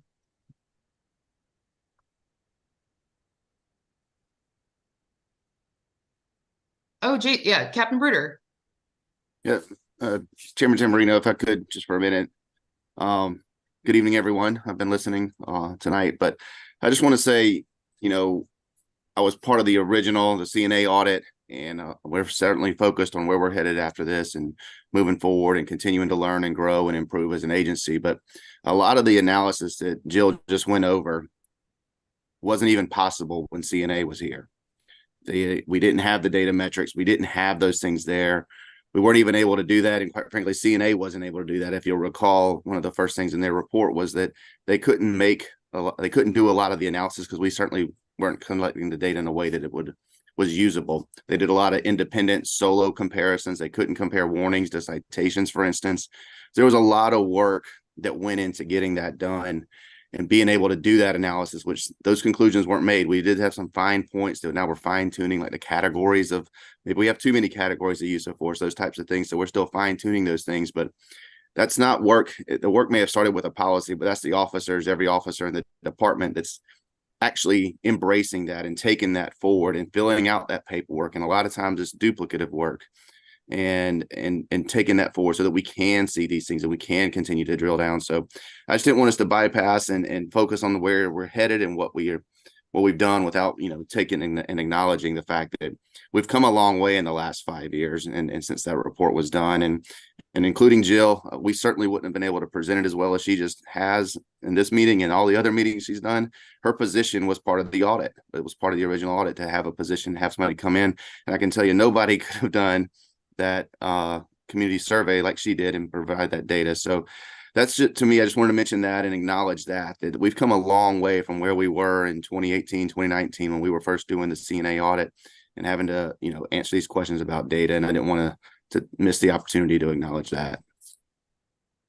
Yeah, that's a great point. I want to point out as well, to follow up on that. Jill's been great in facilitating this. I would be candid and transparent, saying I think her predecessor dragged her feet on that subject. So, Jill, I definitely appreciate your aggressiveness and professionalism in getting that done. Your predecessor, we talked about it for a long time, and just was never a path. So, we appreciate that. Yeah, thank you. And I'll just say quickly that we had a lot of support in the department. Captain Bruder was instrumental in helping, provide feedback and getting the survey out there. So did Captain McFadden, who was his predecessor in the position. So, and I appreciate all of your help too, because you guys helped us get more people interested, and we always want more, and that's something to aim for, but this was a team effort for sure. So, and with that, if there's not any other questions, I know you want to hear about our next steps for sharing this information, which I'd like to be able to give you, some details on that.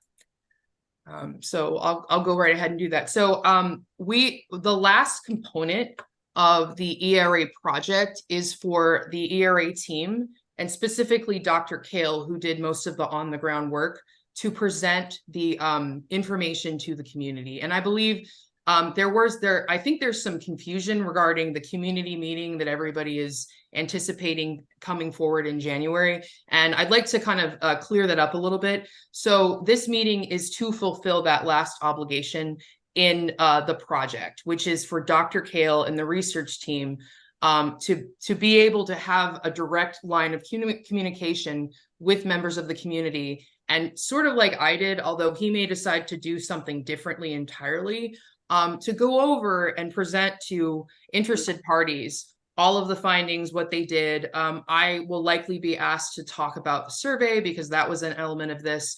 And that's the primary objective of this meeting, is the presentation by the ERA team to the community, and to try to help give them a direct contact so that they can directly speak to the team, that they don't have to hear the report filtered through the CPD. And we'd like to do that in January at a meeting. And so I think that some of the expectations for the meeting, or people's ideas for the meeting, were sort of more community forum based. which is something that we may be able to consider if there's interest in, the first meeting where people would engage with the research team. But I wanted to just point that out, and I will apologize and take responsibility for any confusion surrounding the purpose of that meeting. But that's what we aim to do in January. So right now we are, the CPD is assisting Dr. Kale in securing a venue at an appropriate date and time that he is available, and that CPD leadership is available as well to be present and engage with members of the community. So we are very close to determining a date. It would likely be in late January. We're not talking about like the first week of January. We're talking about late January. The venue that we're seeking to hold this meeting at would be the main library on 68 Calhoun Street. They have an auditorium space that seats 200 people. It also is equipped with the appropriate technology for us to be able to present a PowerPoint and possibly host one of the outside researchers that can be a part of it. So we have not confirmed all those details, but we want to make sure that whatever facility we book has the availability to seat a lot of people, be centrally located, have the right equipment, and be free to access. Yeah, Chair Tamburino. Yeah, so based on feedback that we've obviously received from Cage and others, and even the commentary in the public safety meeting, the mayor's impression was different. Public safety chair's impression was different. Everybody's impression was different, right? That this was going to be more of a forum. So is it not possible for us, to communicate with Dr. Kale to make this meeting potentially cover both? He can give, let's say he spends 45 minutes giving a report. Was to say the meeting only needs to be 45 minutes. What if it's a 2-hour meeting where, okay, let him give the report for about 45 minutes, and now let's flip the switch and now get some community engagement, not to Bob, the researcher, because they'll certainly have questions for him, but his engagement's done with that meeting. And we remain, the police department remains, the community remains. So, I'm not saying Bob doesn't remain. I mean, he's always going to be an interested member, but his role's done. So how I don't know if it's been discussed within your team, but using the rest of the time and enabling time to make that forum so that there is nobody that's disappointed in what this meeting is, or there is no confusion. We've heard it. Here's the immediate feedback because people giving feedback to the person reporting on their results, that's academic. It's the feedback that's coming back to the police department. Recommendations from the public, questions from the public on, the department's had this report for a while. So I'm sure there's immediate thoughts. I mean, Chief Walker's a leader. He thinks on his feet pretty well. I know you and, the other leadership team do. Has that been discussed?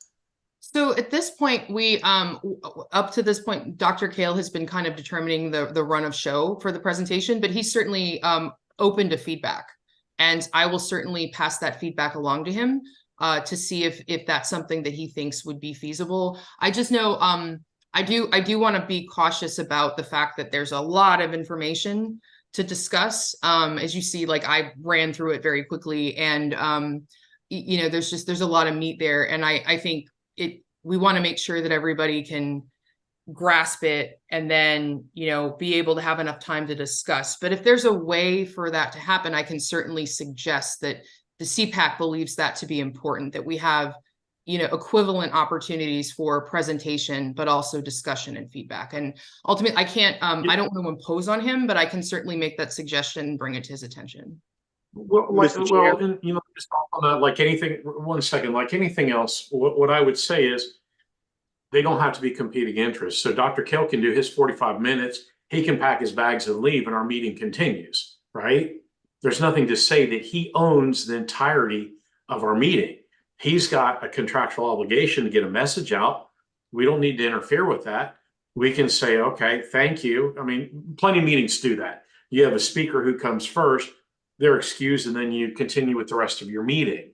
So I don't know that we necessarily, and I'll open this up to the group, but I don't know that we necessarily need Dr. Kale to agree that we continue the meeting after he's done. We just don't need to impose maybe on his portion of the meeting.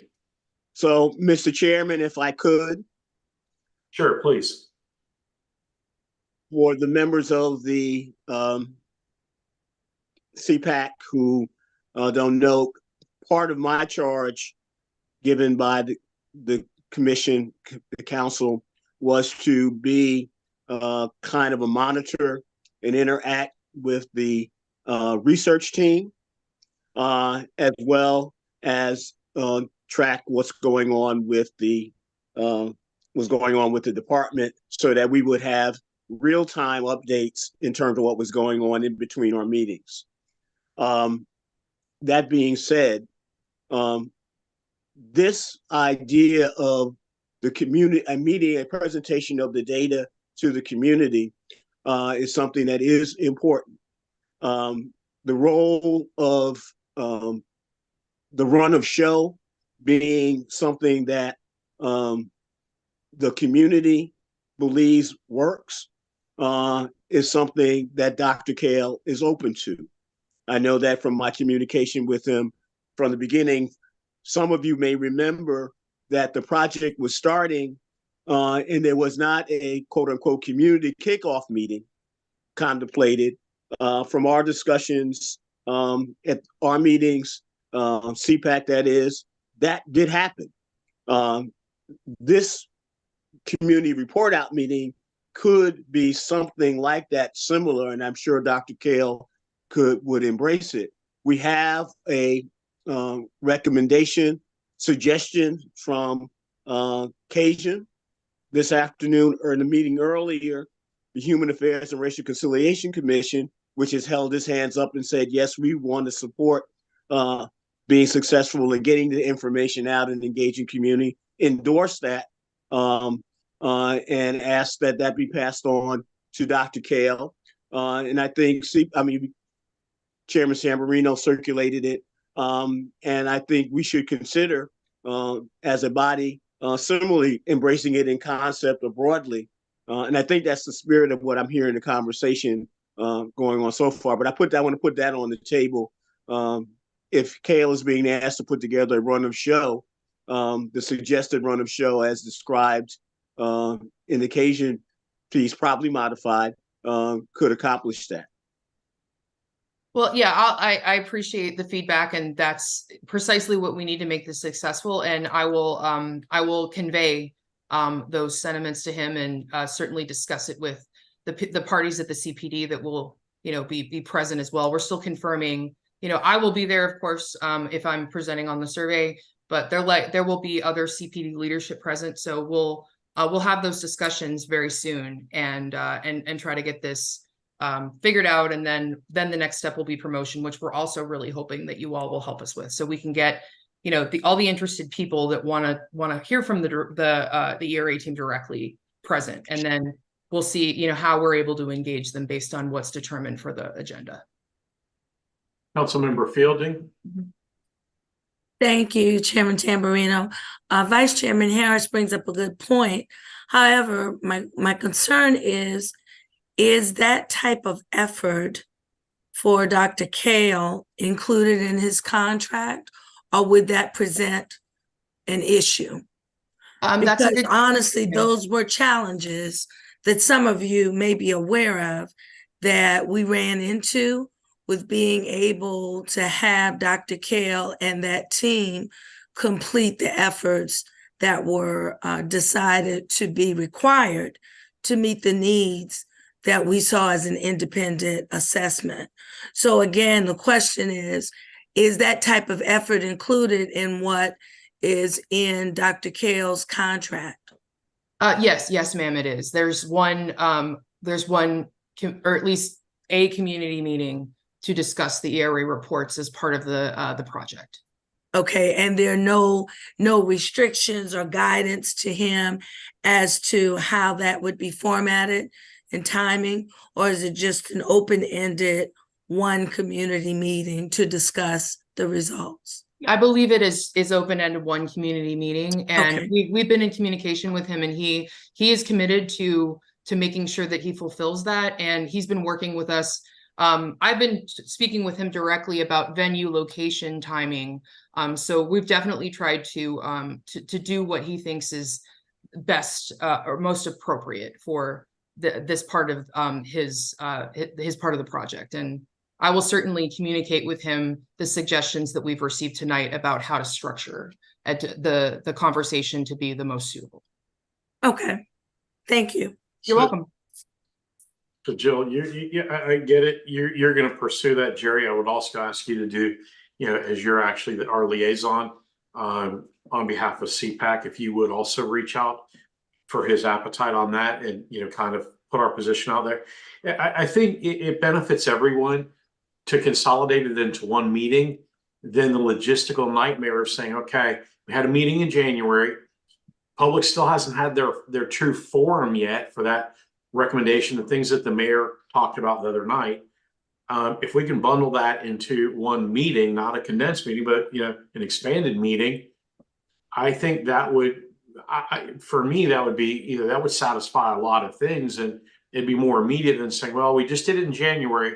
We're going to need another, because the logistics, we'll need another month or 2 or 3, or sometimes we've seen 4, 5, 6, 7, 8 months. We're still waiting on we're still waiting on evaluations from 2022. So we all know what direction this can go, and not pointing fingers or blaming anybody, but it's the reality of what we've encountered. Does anybody else on the, I'm just speaking from my perspective as a council member, not in any leadership role. What do you all think? Is that something we should pursue, or should I just, we just drop it? Anyone else? I think we should absolutely pursue it. And then, Jill, you spoke about the technology at the library. Does it allow us to live stream it over the internet? Yeah, so that Good. I've advertise that. Yeah, I've had discussions with the staff there, and that's something that we do have to provide our own computer. But if we can buy the computer, it'll hook up to their audiovisual system. And I don't think they've ever done it before, but I need to have some discussions with our tech people to make sure that we would be able to potentially have the right bandwidth and connection to be able to live stream. But the library does, they have hosted parties via Zoom to present. So if they have that capability, I'm hopeful that we would be able to stream if that's something that it's ascertained we can do. It's just something that I need to have further discussions with our IT people about, but I'm hopeful that would be possible. I think, Dave, to that question, to our short turnaround time, Jill, I would think that if they can live stream it, we don't necessarily need to have Zoom participants that are remote. I think the participants will be in the auditorium, and then anybody else will, is just in view mode, so that we don't get into the nightmare of how do we let them come off of mute and all that other stuff, just like city council meetings, right? Yeah. And when I'm speaking about Zoom, I'm talking more specifically about one of the ERA team members at Clemson. We're not sure if he's able to. That's fine, but the rest will be like a YouTube. The rest are going to be YouTube live, just like city council meeting. Yes. The city council, they'll zoom in, but for the general public. So we want to make sure that we limit, we're not trying to go over, go crazy and let, hey, this participant wants to come in and this. No. You're either present. We understand our panelists may come in remotely, but the public's not going to be able to remote in for that. I don't think. So Paul, Paul, go ahead, Jerry. Paul, that is a lot of structure. If we can't figure, there's a way of trying to right size and be pragmatic, about what interaction, who can get in, how they can get in, how they can participate. But I don't believe that. I think realistically, we need to see what Dr. Kale thinks makes sense. All right. And then work back from there, as opposed to putting on constraints, on assumptions based on that. Certainly the technical, logistical, and financial stuff are restricted. Okay. But let's hear from Dr. Kale in terms of what he would like to see. And in short order, us getting together, putting it together, and letting people know. One of the other great things about having it during the course of January, there's a whole set of discussions about Dr. King and building community and the like that gives us the opportunity to promote the event broadly, all right, during that period. And then if we're having it later in the month, we will have people will be in the spirit, if you will, and prepared to participate. So I think this is a healthy discussion. So, Jerry, when do you think you can reach out to Bob and get an answer from him? But keep in mind, the library is going to determine what their technical capabilities are. The library is one facility. There may be other options. We don't know. Okay. So I will try Let's find out. But I just want to make sure we don't throw layers in that all of a sudden requirements push out. I will reach out to him. Jill, I hope you are also reach out to him tomorrow. We'll see what he puts on the plate and let's rock and roll. Okay. Any other questions or comments related to the public meeting? Yet again, I'm going to bog you down in obnoxious details of questions. Do we have any clue how many people might be interested in this forum? I mean, if it's going to be 100 people, the library is going to be great. If it's 1,000, obviously we need, something entirely different. Any temperature at all from the community? I know that when Dr. Kale conducted one of the forums, the community forums at that location, I believe he had 40 people, I think, maybe go to the library. And then there was another location that was in West Ashley. And I want to say that, and Tuan may remember these figures more clearly than I do, but I want to say that of the people that participated in the community forums, there might have been about 60 or 70 total between the two. And then there might have been another 20 or so from the Spanish forum. And then the other one was a business leaders forum that was specifically invited. So that's the only sort of estimate I have is people who engaged in this process during the data collection, but others might have thoughts. So back in the CNA period, there were groups that I think the largest group that assembled was 100, 125, I think, maybe at Burke, and then at St. James Presbyterian, there were another certain number. I think because we are looking at a finished report, and again, the kind of advertising and promotion and hopefully engagement of folks during the Martin Luther King period, it would be my hope that, certainly that we should fill a 200 seat room with bodies, with people also listening in live stream. That's probably the smallest, from a planning perspective, I think probably the smallest kind of space that we should look at. I have a question. If we still have some feedback, I'm sorry if you hear it. Are we still talking in terms of partnering with Cajun on this, or are we removing what they are proposing out of this consideration? I think go ahead. I'm sorry, Paul. So Cajun, Black Lives Matter, Hark, all of them were all collaborators on this. We're just trying to, do our part, as our mandate to help lead the charge on the public effort. So we're taking all of their input and combining it with ours. So when I know when Jill goes to Bob, she's going to mention that. Jerry's definitely an advocate who hears them and will also push for that. So we want them to be at the table. Obviously this is going to be led by Dr. Kale, but we want to make sure that our message, Cajun's message, everybody's message is given to him.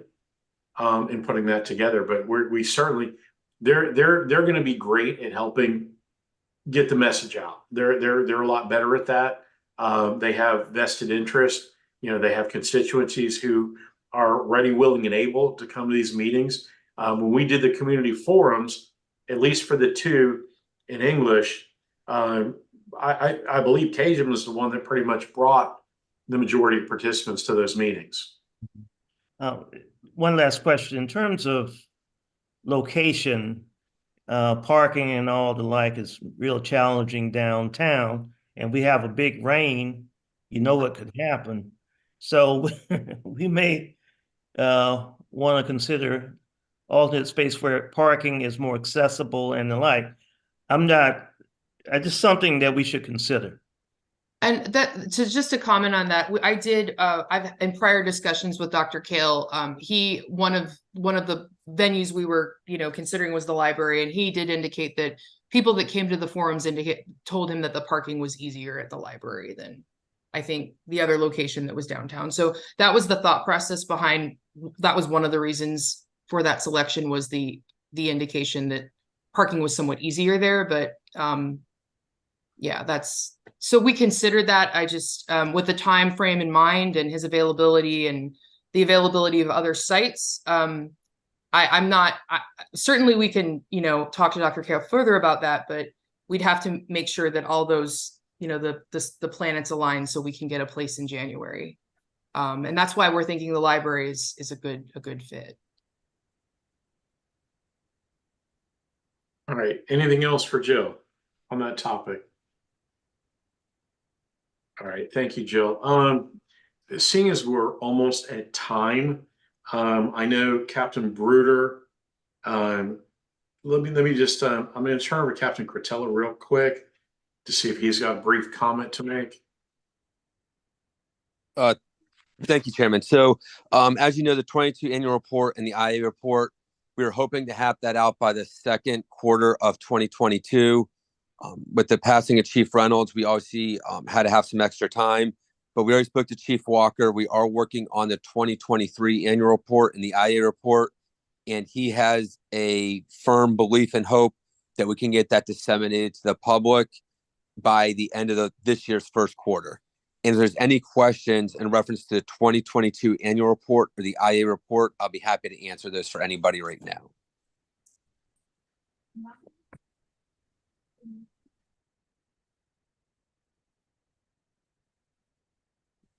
Great. Hearing none. Thank you, Captain Cretella. Captain Bruder. Good evening again, everyone.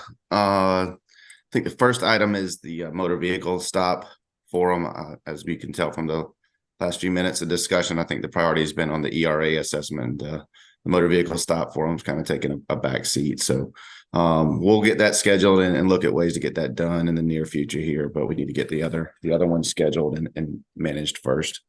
In general, from community outreach perspective, emailed everyone, or Jill emailed on my behalf earlier, everything that's been going on in community outreach. There's been a lot of stuff. The fourth quarter is really one of our busier times. Yesterday, we kind of hit the finale with the Santa's escort ride.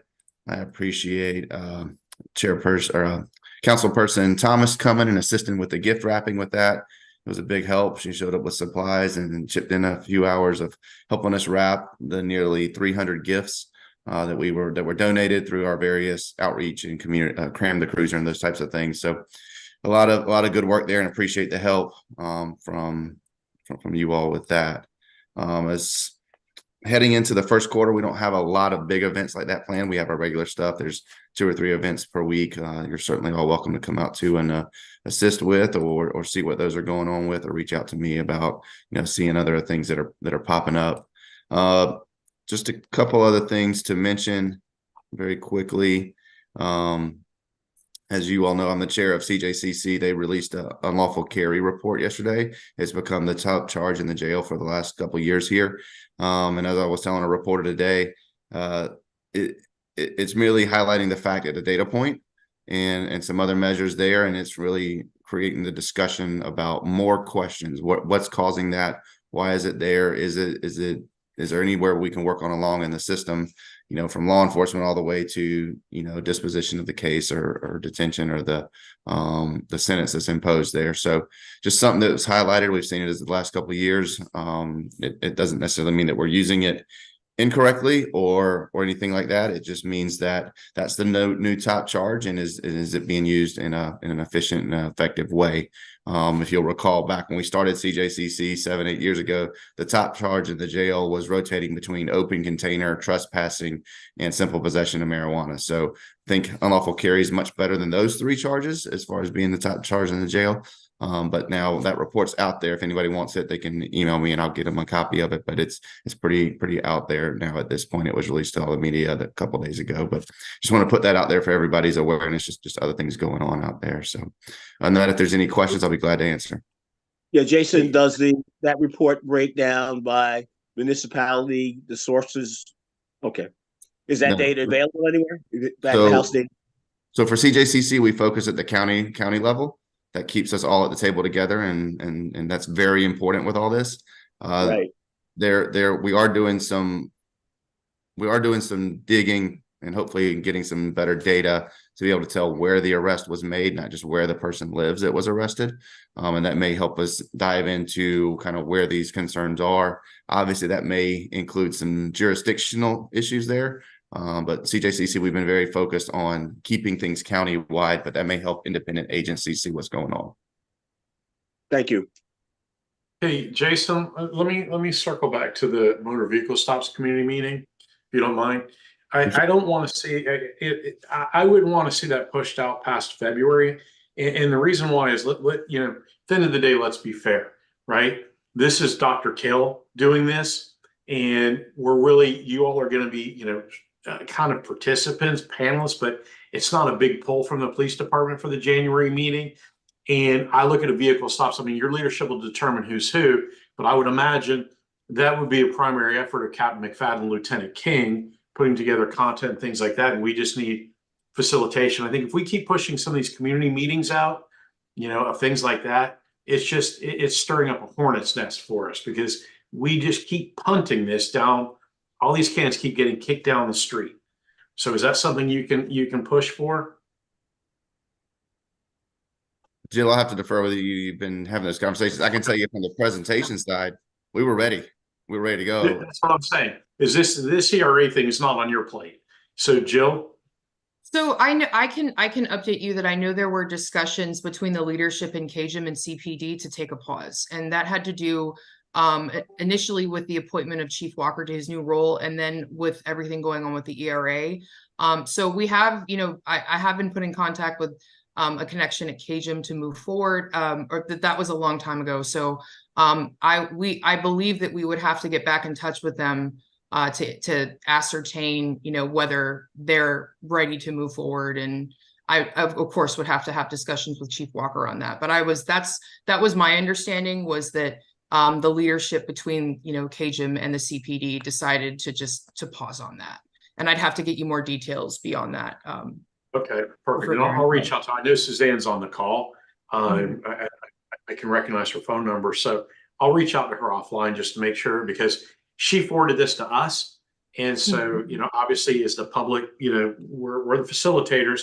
I want to make sure that we're not dropping the ball on that either, because I want, I think even though it's a KJM initiative, CPAC still needs to be sitting at the table, because we are, this is our function too. So we can help them as well. So I'll personally reach out to Suzanne myself. All right. Any other comments or questions for Captain Bruder?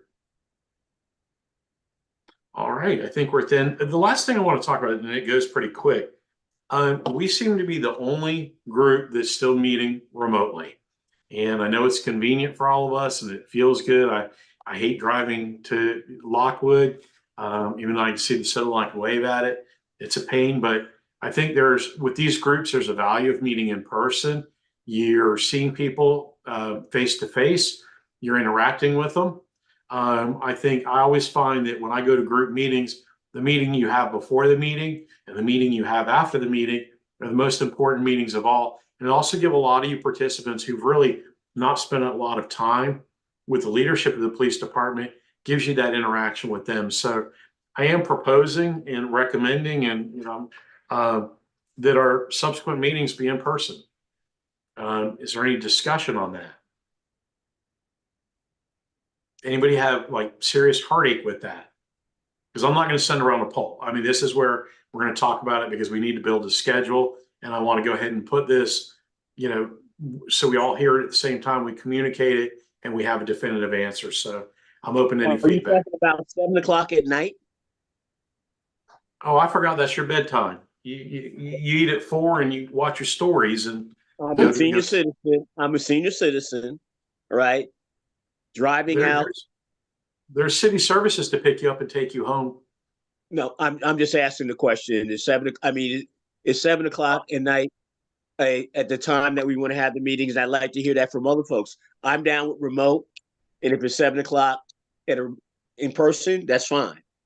All right. I just want to raise that as a potential barrier or attractiveness in terms of attention. We have had difficulties reaching a quorum, right? And I want to hear from the other members around that issue as well. Well, I just let me go in order. Councilmember Fielding. Thank you, Chairman Tamburino. Two items, concerns that I had. When we met in person, our meeting times were 5 o'clock to 7 p.m. When we changed to the Zoom because of COVID and then tried to go back to in-person, we had difficulty because we were severely encroaching on CPD's schedule. We have been able to enjoy having large participation from the police department and to do them in person at such a late hour pulls them away from their family. That was one other reason why we stuck with the hybrid. And you may recall, Chairman Tamburino, there were only 3 or 4 of us that were present when we tried to do the in-person meeting again, but we had many still on Zoom on the hybrid opportunity. So if we do go back in person with those who are like me still working, if I'm on work travel when the meeting is scheduled, will there still be the hybrid option, or I'll just be absent for that meeting and negatively impact the quorum potentially? I can say this part, reach out to anybody, let me answer that. I would always see it as a hybrid option. I would prefer, I work as well, and my clients, they don't end typically at 5 o'clock, but I would just, knowing it's every 2 months, I'll have to do what I have to do. But there will be an occasion where I also may need to Zoom in, but I think there's an appetite for some people to be in person when possible. So yeah, I would entertain, obviously, I think it should be a given that we do a hybrid. Okay. I wouldn't even vote. That's got to be a given because I want to facilitate people participating by any means necessary. So I'm going to say that it will be hybrid. What I want to know is, I think Jerry raises a good point. So do you. And I know Philip had a question, and Joe, and time is a big, time is going to be an important factor as well, especially for some of us that aren't retired. Joe? 2 questions. One, I do want to make sure, because I think it's quite valuable, that the public still has access to these meetings. And if we go back to in person, I've only been here since we've been all online. What kind of ability are we providing the public to view these meetings live? So same as what we're doing now. CPD in their training room. I don't know if you've probably, if you did the police academy, then you've been in the training room. That training room has the video. We've done it. We did it right when COVID started. We started going hybrid. I think I went to 1 or 2 meetings in person, and most people were online. And it was the same ability to live stream that we're doing now. They have the computer in the room and they just live stream it from there. All right. I would also propose, if some people really prefer in person, some people really prefer hybrid, that we just set, okay, we can't do every meeting in person, every other meeting in person, or every 3rd meeting in person. So we still get some of that benefit of seeing each other. Well, the hybrid method is that those that want to go in person for every meeting can. And if you need to Zoom in, you Zoom in. So I don't think we should, I don't necessarily think we should designate, okay, this meeting's a hybrid and the rest of the meetings are not. The hybrid is giving people both options at the same time. Yeah. Those are my 2 points. So I'll pass the torch back. All right. Who else? Want to say something? Ms. Thomas, you got something? Or are you just coming off of? Go ahead. In the winter months, it gets dark early, and where you're driving after dark, I don't see that well. I would not be coming downtown driving hard at 39. That just won't work. In the summer, that's different where it's daylight. phone for hours.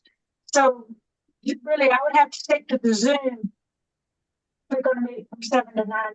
It's just too dangerous to drive. Okay, no, I understand that. So, is everybody pretty much in agreement to do the hybrid that we do? For those that want to be in person, we're in person. For those that want to be remote, you Zoom in. All right, let's, if you're in agreement, raise your thumbs or wave. Yeah, Deputy Chief Thompson. Yeah. I just wanted to add one thing that just so we would all be in agreement that, because like Tawan was saying, when we tried to do it last time, we might have had 1 or 2 people show up. So if it continues that way and everybody, the majority prefers hybrid, that we would just take, this group would take into consideration, because I would probably most likely have our staff there, and keeping all them there for 1 or 2 people that are showing up every time, that's fine. But if it continues that way, that y'all just take into consideration to go back all Zoom. So I agree. I mean, I think we did that shift, but again, our last meeting was what, in person over a year and a half ago, almost 2 years ago, and we were still just coming off of COVID. So a lot of people weren't comfortable even coming in place. But with city council and everybody else doing it in person now, I've been asked several times, why aren't we meeting in person? So I wanted to bring that up today. But yeah, if one person shows up, I'm not driving to Lockwood if there's only one person in the room with me. So we're good there. appreciate that. Yes, sir. Would the time change if we resort to that's my next question before we adjourn is, do we move it? I think we're gonna have different thoughts, but if we do it in person, do we want to change back to 5 o'clock? Keeping in mind, we do publish a calendar a year in advance. So, it's not like we say, okay, we're gonna have a meeting next week, adjust your schedules accordingly. So as much as possible, we should be able to look at our calendars in advance. I'm okay with moving it to 5. With advance notice, I can make my calendar work. If we're gonna do it in person, I would like it to be earlier. Yep. I agree. Everybody agree with changing it to 5 o'clock? Okay. Jill, if you would just, that's our proposal. Obviously we want Chief Walker to be in alignment with us. I'm sure he will be. I think that makes it easier for him too, and his staff. We want to be able to facilitate everything. So, our next meeting, Jill, looking at the calendar, I know you mentioned at the beginning, but a lot of people joined since then. Mm-hmm. When is our scheduled next meeting? So if we go with the same schedule, it would be the first Thursday in February, which would be February 1st. That's the first Thursday in February. Here's what I would ask you to do, Jill. If you would look at the calendar for the year, and if you could send a meeting invite for each one of those. You don't have to put the Zoom on it. You can always go and update your invite with the Zoom later, so that everybody puts it on their calendar. They've got an official, and set the time for 5 to 7, please. Okay. I mean, obviously, once Chief Walker weighs in, I don't want to. I know you're going to do that, but I'm saying that for the benefit of everybody else. Yeah, no problem. I'll take care of that, assuming he's good with it. All right. So the next steps, Jerry, you and Jill are going to talk to Bob, because the next thing on our plate before we meet again, as a CPAC group, is this January meeting. And, I strongly recommend that all of us attend in any way we can. If you have to Zoom in, whatever you have to do, I think it's important that we be there, because not only is this a chance to hear what's happening and to give our own feedback, but it's also a good opportunity for us to engage with folks that are there and introduce ourselves, with these one-on-ones, so that they know that we're there as representatives for them as well. I think that's one of the feedbacks that CPAC, that was directed at CBAC, is our community engagement. Are we doing enough to engage? And I know we've had public sessions and whatnot, but the more we can connect folks and give them our name and our phone number, the better off we are as an organization. So I do want to stress that I think we all should do our level best to attend that January meeting, whenever, wherever. I get it if you can't, but I really encourage everybody to do that. All right. Are there any final questions, comments, or concerns? Hearing none, I'm going to adjourn the meeting at 9:10. Thank you, everybody. Happy holidays. I know it's the last night of Hanukkah. Happy Hanukkah. Happy Kwanzaa. Whatever holiday you celebrate, and even if you don't celebrate any, make it a good one. Thanks, everybody.